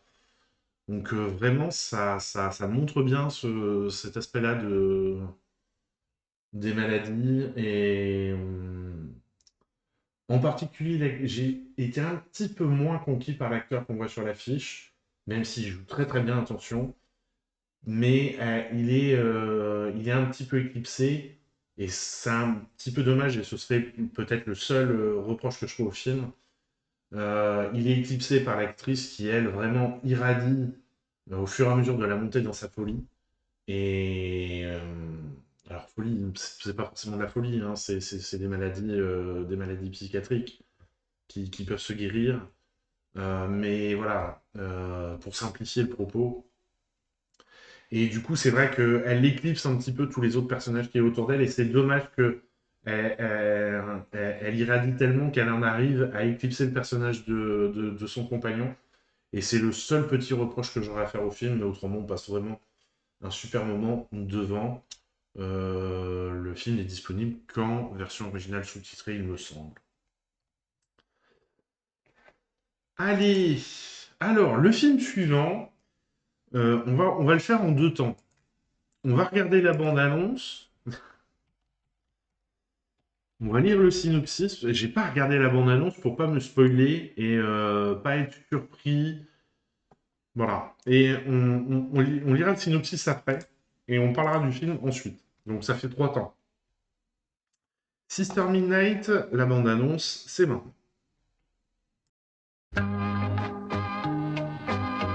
हे भगवान, ये तो बोर्डम कैसे जुट गई? उसको हर लड़की ने रिश्ता मना किया और वो तो वैसे ही पागल है। निगदे बहुत सारे नमक नीचे फेंक दो, कुछ भी खा ले। ये चक्कर समझ में नहीं आ रहा है, खाना नहीं है।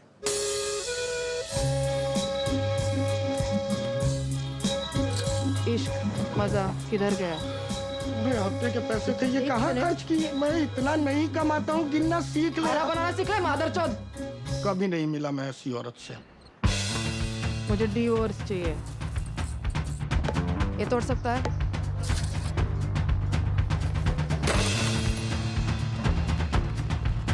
बगावत अंदर से आनी चाहिए, जैसे जुराब की दराज में से सांप। और नहीं बैठूंगी उस गेम में।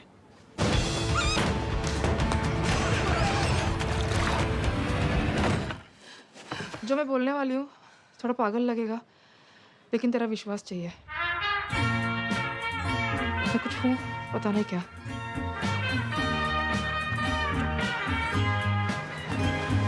अब ये बस दोस्ती है, हाँ? तू दूसरे इंसानों जैसे इंसान क्यों नहीं हो सकता?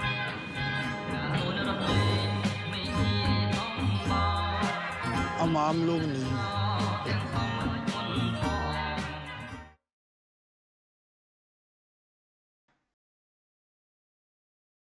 Saint-Malo en direct. Vous avez l'air de faire assez beau à Saint-Malo. Elle est où cette caméra? On peut où elle est? Ah, elle doit être sur la mairie. Voilà. Bon, donc cette bande... ouais. Alors, est-ce qu'elle représente le film? Oui. Je trouve. Parce qu'on comprend pas grand-chose. Si on regarde le synopsis, qu'est-ce qu'il nous dit le synopsis? Uma débarque à Mumbai après un mariage arrangé. Dans son taudis, elle découvre la réalité de la vie conjugale avec un mari lâche et égoïste. Refusant de céder à l'enfer de son couple, Uma laisse libre cours à ses pulsions et la nuit venue se transforme en une figure monstrueuse et inquiétante.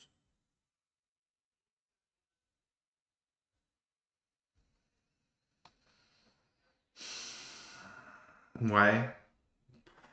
Ouais.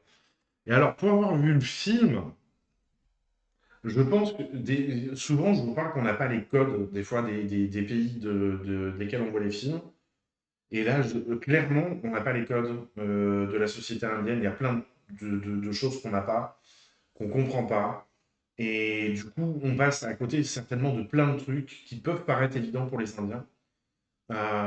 Mais nous, vraiment... Bon, il y a quelques petits trucs comme ça sur le patriarcat, sur la femme qui est là pour s'occuper du foyer. Quelques trucs évidents qu'on retrouve dans beaucoup de films. Mais après, il y a des trucs. Alors, elle se transforme en monstre la nuit, en visage terrifiant la nuit, non.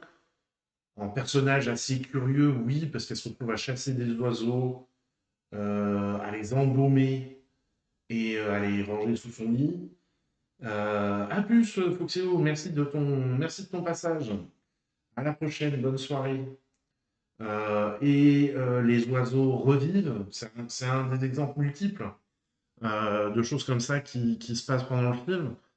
Il y a certainement une explication dans la culture indienne et dans l'imaginaire indien, mais on ne les a pas. Et pour autant, le film, il dure combien de temps? Je ne sais plus. Le film fait quand même 1h48, où pendant 1h48, on ne comprend pas grand-chose, voire rien à ce qui se passe. Moi, je me rappelle le collègue avec lesquels on fait les cafés du cinéma, là, Louis, il l'a vu avant moi, il m'a dit, écoute, tu me diras quand tu l'as vu, on en discute. Je dis, mais bah, vas-y, raconte-moi au moins l'histoire, que je sache un peu vers quoi je vais. Il dit, non, je te raconte pas l'histoire. Ah bon, écoute, ok, tu veux pas me spoiler, très bien.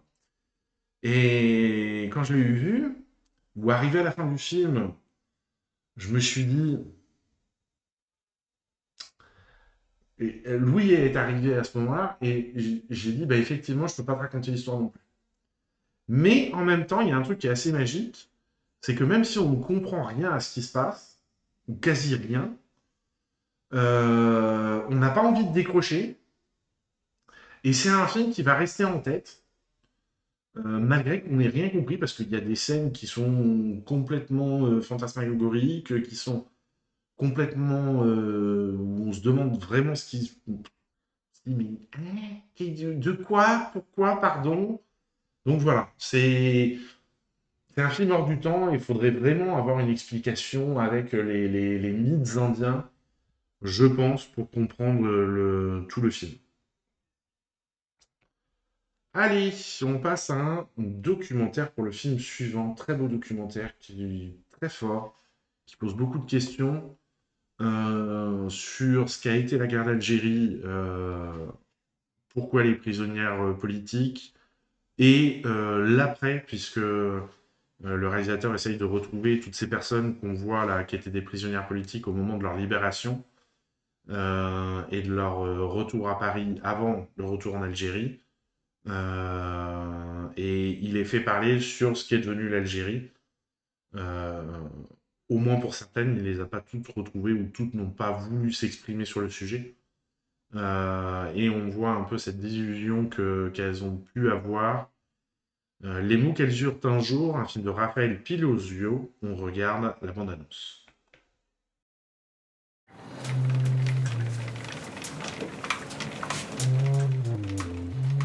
Quand au début des années 2000, Yann avait récupéré par hasard les images de 1962, la bande-son avait disparu.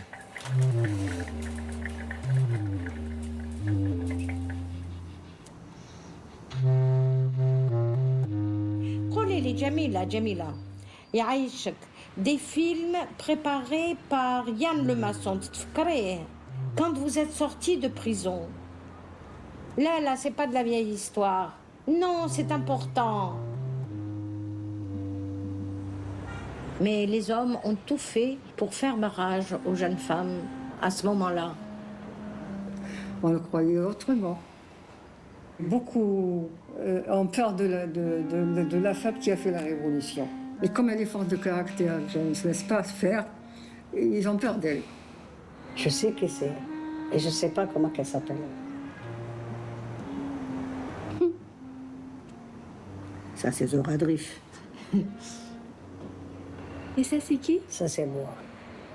C'est Beya Houssine, condamnée à mort. Zahia Khalfallah, condamnée à mort. Mais celle-là avait 16 ans. Qu'est-ce qu'elles étaient belles. Et pleines de vie. Décidées à se battre.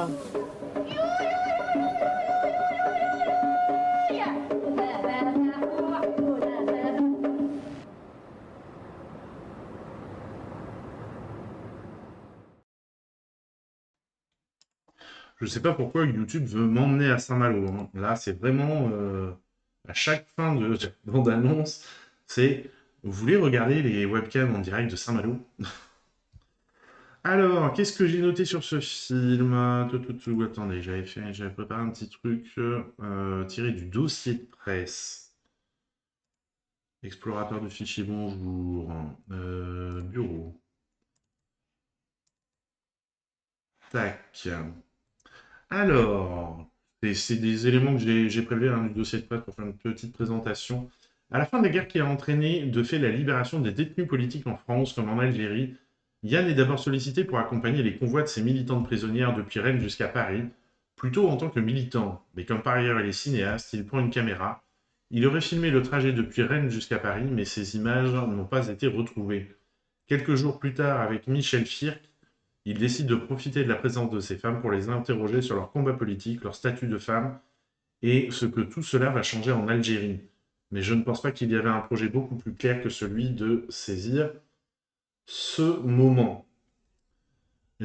Et le réalisateur continue. J'étais parti avec une idée assez naïve. Je pensais que j'allais rencontrer des femmes assez âgées qui auraient un rapport à la parole et à cette histoire assez libérée. En fait, ça a été compliqué. Celles que j'ai filmées, c'était surtout celles qui étaient encore militantes ou qui s'inscrivaient dans un questionnement politique. Tandis que celles que j'ai rencontrées mais qui n'ont pas voulu être filmées, j'ai l'impression que pour elles, c'était une histoire passée sur laquelle elles n'avaient plus grand-chose à dire ou qu'elles n'avaient pas envie de me les dire à moi et qui semblaient s'être désintéressées de la politique, en tout cas devant moi. Je mis un peu de temps à le comprendre, je ne m'intéressais pas à ce qu'elles avaient accompli pendant la guerre, ça aurait été intéressant et ça aurait pu être un beau film, mais leur parcours d'anciennes combattantes ne m'intéressait pas ici. La matière était à la base de ce film, les images de Yann, invitées à se poser des questions sur l'après, après la sortie de prison. C'est quelque chose qui les mettait peut-être plus en danger en questionnement. Il ne s'agit pas d'un endroit où elles peuvent être célébrées comme anciennes combattantes. Le sujet pose la question du rapport avec la société algérienne et avec les hommes, c'est plus sensible. Voilà, je trouvais que c'était intéressant de ressortir ça du dossier de presse, qui est très intéressant, hein. Il y a 5-6 pages en tout d'interviews, et ces deux paragraphes en particulier me paraissaient intéressants. Allez, on continue avec le film suivant, New All Play. Alors, j'ai vérifié avant de vous le mettre, celui-là, parce que vous allez voir, il a vraiment une patine de très vieux film. Alors que non, c'est une production 2025, enfin 2024 du coup, et une sortie actuelle. Donc, A New All Play, on regarde la bande-annonce.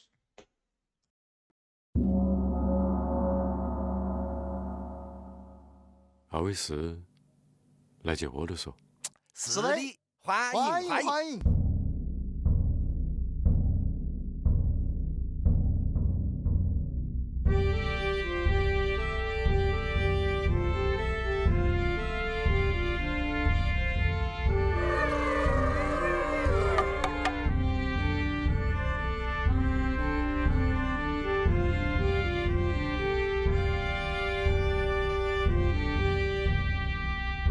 我们打破了一个旧世界，要进入一个新世界。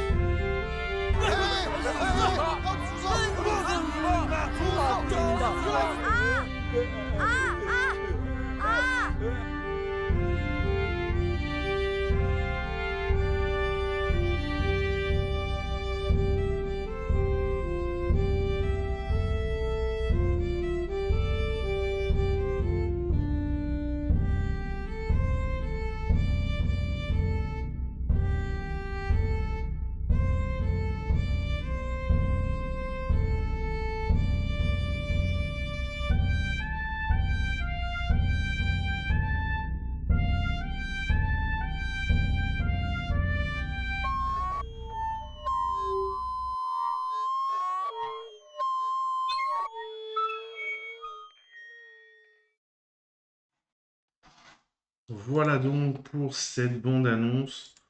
Je disais un hommage à l'art de la scène, et effectivement, ça fait très très théâtral. Et donc l'histoire de la Chine racontée. Quand même, le film dure 3 heures. À voir, vraiment à voir, parce que pas sûr. Enfin voilà, l'ambiance a l'air assez particulière dans la bande-annonce. À voir sur une durée de 3 heures quand même. Est-ce que ça peut être dur à supporter au bout d'un moment. Allez, le film suivant est un documentaire d'Abdul à Leila. On regarde la bande-annonce.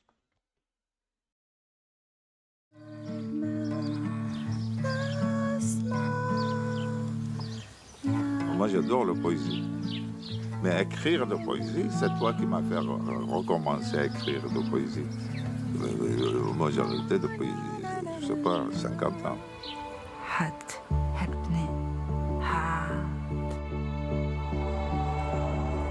Il a été en prison, il s'est exilé d'ailleurs à un moment, dans les années 60, il était exilé au Caire avec Saddam Hussein.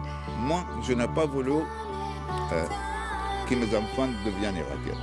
Je ne voulais pas qu'ils subissent mon sort. Laisse-moi chanter par un arabe. Laisse-moi chanter en français. À moi.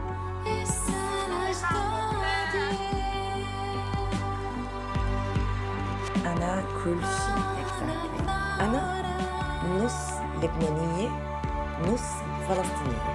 انت انا نسرة كليا نص فرنسا. J'ai la mémoire qui remonte. Pendant toutes ces années, je revoyais une scène à Bagdad. Les États-Unis déclarent la guerre au terrorisme et déclenchent la deuxième guerre du Golfe, accusant Saddam Hussein de détenir des armes de destruction massive. Ismi, Fulana,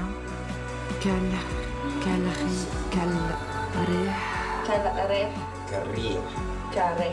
La ville est détruite, comme Alep, comme Homs. C'est ça que je vois, qui me fait mal.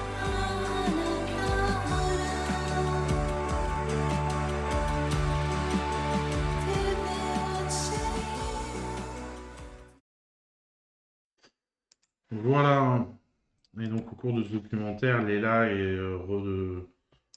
essaye de remonter le fil de l'histoire de ses parents, en particulier d'Abdoul, et comment il est arrivé en France, comment il a connu sa mère. Et il y a un petit peu de la grande histoire dans la petite histoire familiale, vu qu'il a fui l'Irak au moment de... Alors, c'est assez paradoxal parce qu'il il s'est exilé d'Irak avec Saddam Hussein, et ensuite il a fui l'Irak quand Saddam Hussein est arrivé au pouvoir et a commencé à prendre trop d'ampleur. Et donc, elle découvre tout cet aspect. Elle découvre du coup ses origines, la langue arabe, tout ça, la musicalité, le fait que son père était poète. Alors, c'est un documentaire qui est touchant, mais j'ai toujours un problème, moi, personnellement, avec ces films, c'est que ça fait un peu des films thérapie. Et est-ce que une thérapie, c'est pas personnel? Je sais pas. Parce que malgré tout, il y a beaucoup de choses très personnelles qui sont dites dans le film, et il y a des moments où on a envie de dire non, mais ça, t'es pas obligé vraiment. Donc voilà, c'est après à vous de juger. On passe pas un mauvais moment, puis ça fait des petits rappels à la grande histoire. Et la découverte de ce personnage du père est malgré tout intéressante. Mais c'est vraiment après les histoires de relations entre l'histoire de son père, l'histoire de sa mère et son histoire à elle. Voilà, là il y a des choses vraiment trop familiales, moi, qui me dérangent un petit peu. Allez, le film suivant a l'air assez atypique. Le retour du gendarme à Abobo. On regarde la bande-annonce.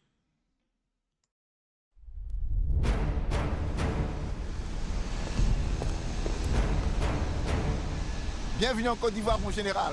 Épargne-moi la sauce, ça pète de partout. Et en plus, nos alliés n'ont même plus confiance. Le président de la République a décidé de sponsoriser une compétition de gendarmerie d'élite, ici, à Abidjan. Bienvenue à cette grande compétition de lutte antiterroriste. Nous, les Sénégalais, nous sommes les seuls qui ont de la classe ici. Vive le Mali! Nous sommes ici pour gagner la compétition. Ottawa! Moi, Patou, Ouedraogo Moumouni, Burkinabé intègre. Nous ne sommes pas des gaous. Vive le Burkina Faso! Nous, Camerounais, nos chefs d'État sont des immortels. Vive le Cameroun! Messieurs, en tant que frères d'armes français, c'est un honneur et un privilège de servir sous le drapeau ivoirien et sous le commandement de l'adjudant-chef Gokou. Adjudant, nous vous écoutons. Pardon, mais moi je suis pas habitué à tout ça, j'ai peur. Micheline, c'est moi le chef ici. Blanc que tu vois là, c'est un consultant. C'est-à-dire qu'il est là pour apprendre mes techniques. Pardon, descends les bras. Descends les bras. Pardon, tu vas créer des problèmes. Comment vous pouvez être chef de l'équipe alors que vous n'avez même pas les compétences de diriger une équipe d'élite de commando? Et moi, ça fait 30 ans que je suis sur le terrain. Oh,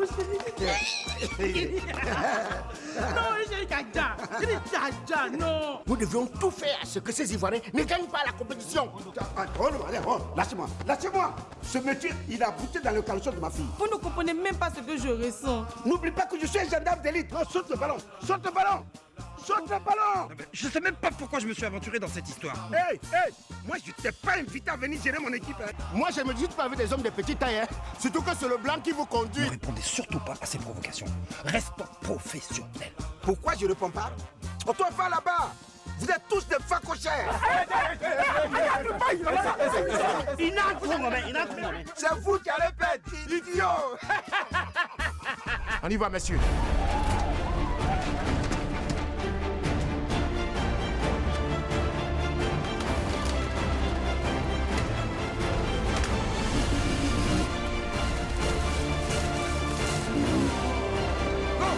On y va! Allez, on se revue!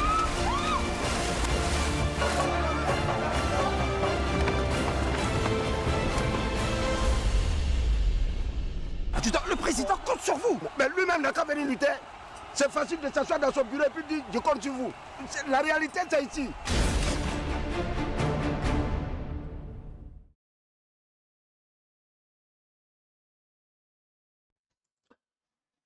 Bon, on pourra dire qu'on a fait le tour des sorties, hein. Donc c'était dans les sorties, il fallait le regarder. Mais j'avoue que... Allez, passons maintenant à l'instant Bollywood. Et on arrive déjà au dernier film de cette série de sorties de la semaine du 11 juin déjà.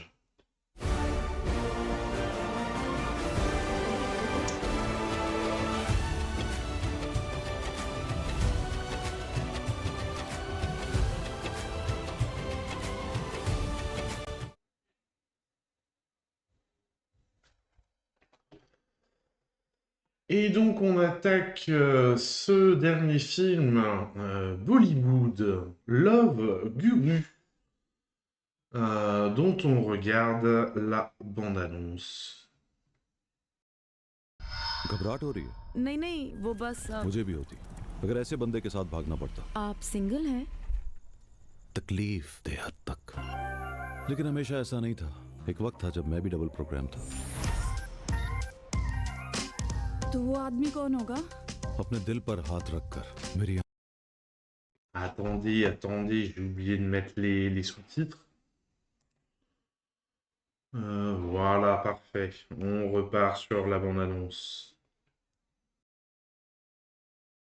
घबराहट हो रही है? नहीं नहीं, वो बस मुझे भी होती अगर ऐसे बंदे के साथ भागना पड़ता। आप सिंगल हैं? तकलीफ दे हद तक, लेकिन हमेशा ऐसा नहीं था। एक वक्त था जब मैं भी डबल प्रोग्राम था। तो वो आदमी कौन होगा? अपने दिल पर हाथ रखकर मेरी आंखों में आंखें डालकर अपने जहन से हर खौफ निकालकर खुद से पूछो कि वो कौन है। वो तुम हो बिलावल, वो तुम हो नवाज, वो तुम हो Imran.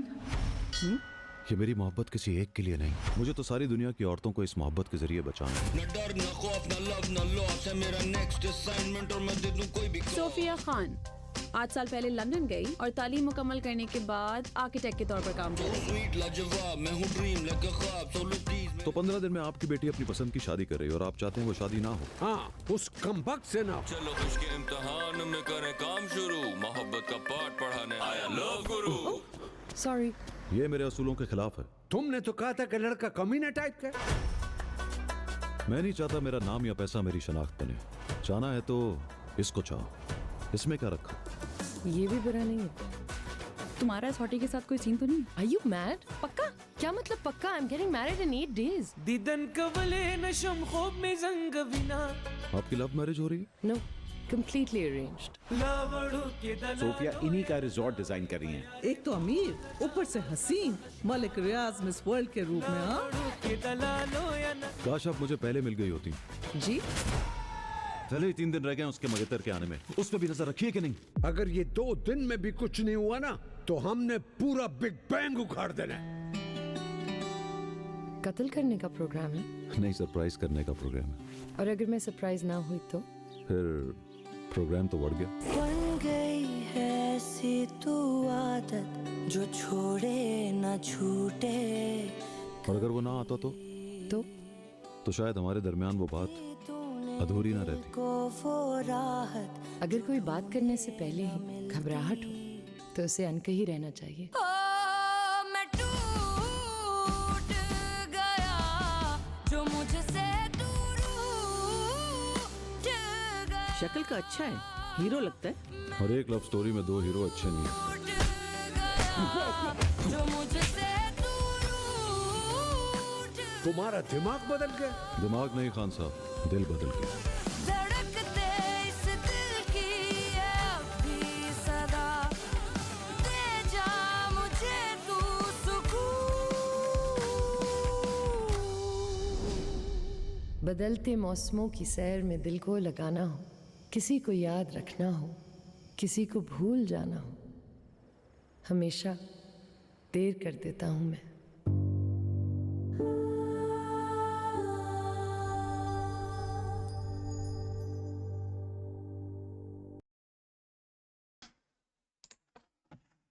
Attendez,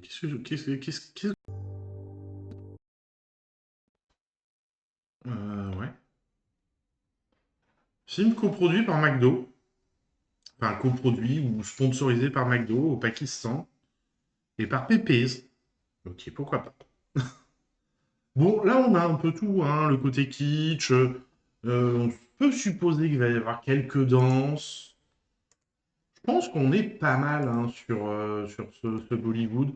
Il manque peut-être un petit peu, je dois l'avouer, de baston. Bon. Peut-être le seul truc qu'on pourrait reprocher.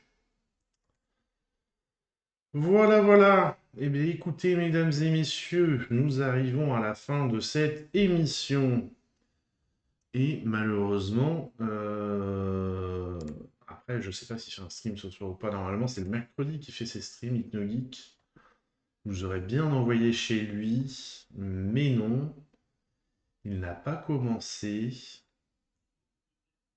Bon, écoutez, on va s'arrêter là comme ça. Hein. J'ai personne forcément vers qui vous envoyer. Ça arrive des fois, on le sait. Hop. Donc, mesdames et messieurs, je vous souhaite une très bonne soirée. Je vais peut-être repasser en discussion quand même pour vous dire le bonsoir. Avec cette affiche en plus qui est magnifique, Stella est amoureuse.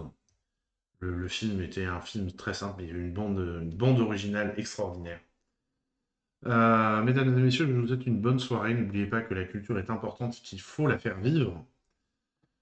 Surtout en ce moment où elle est variable d'ajustement dans les budgets étatiques.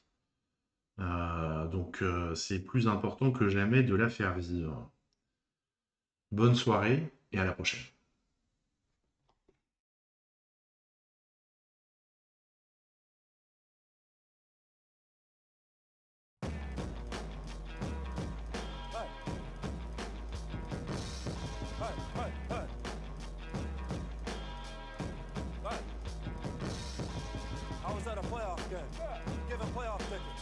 Chance for redemption, so the whole town can kick it.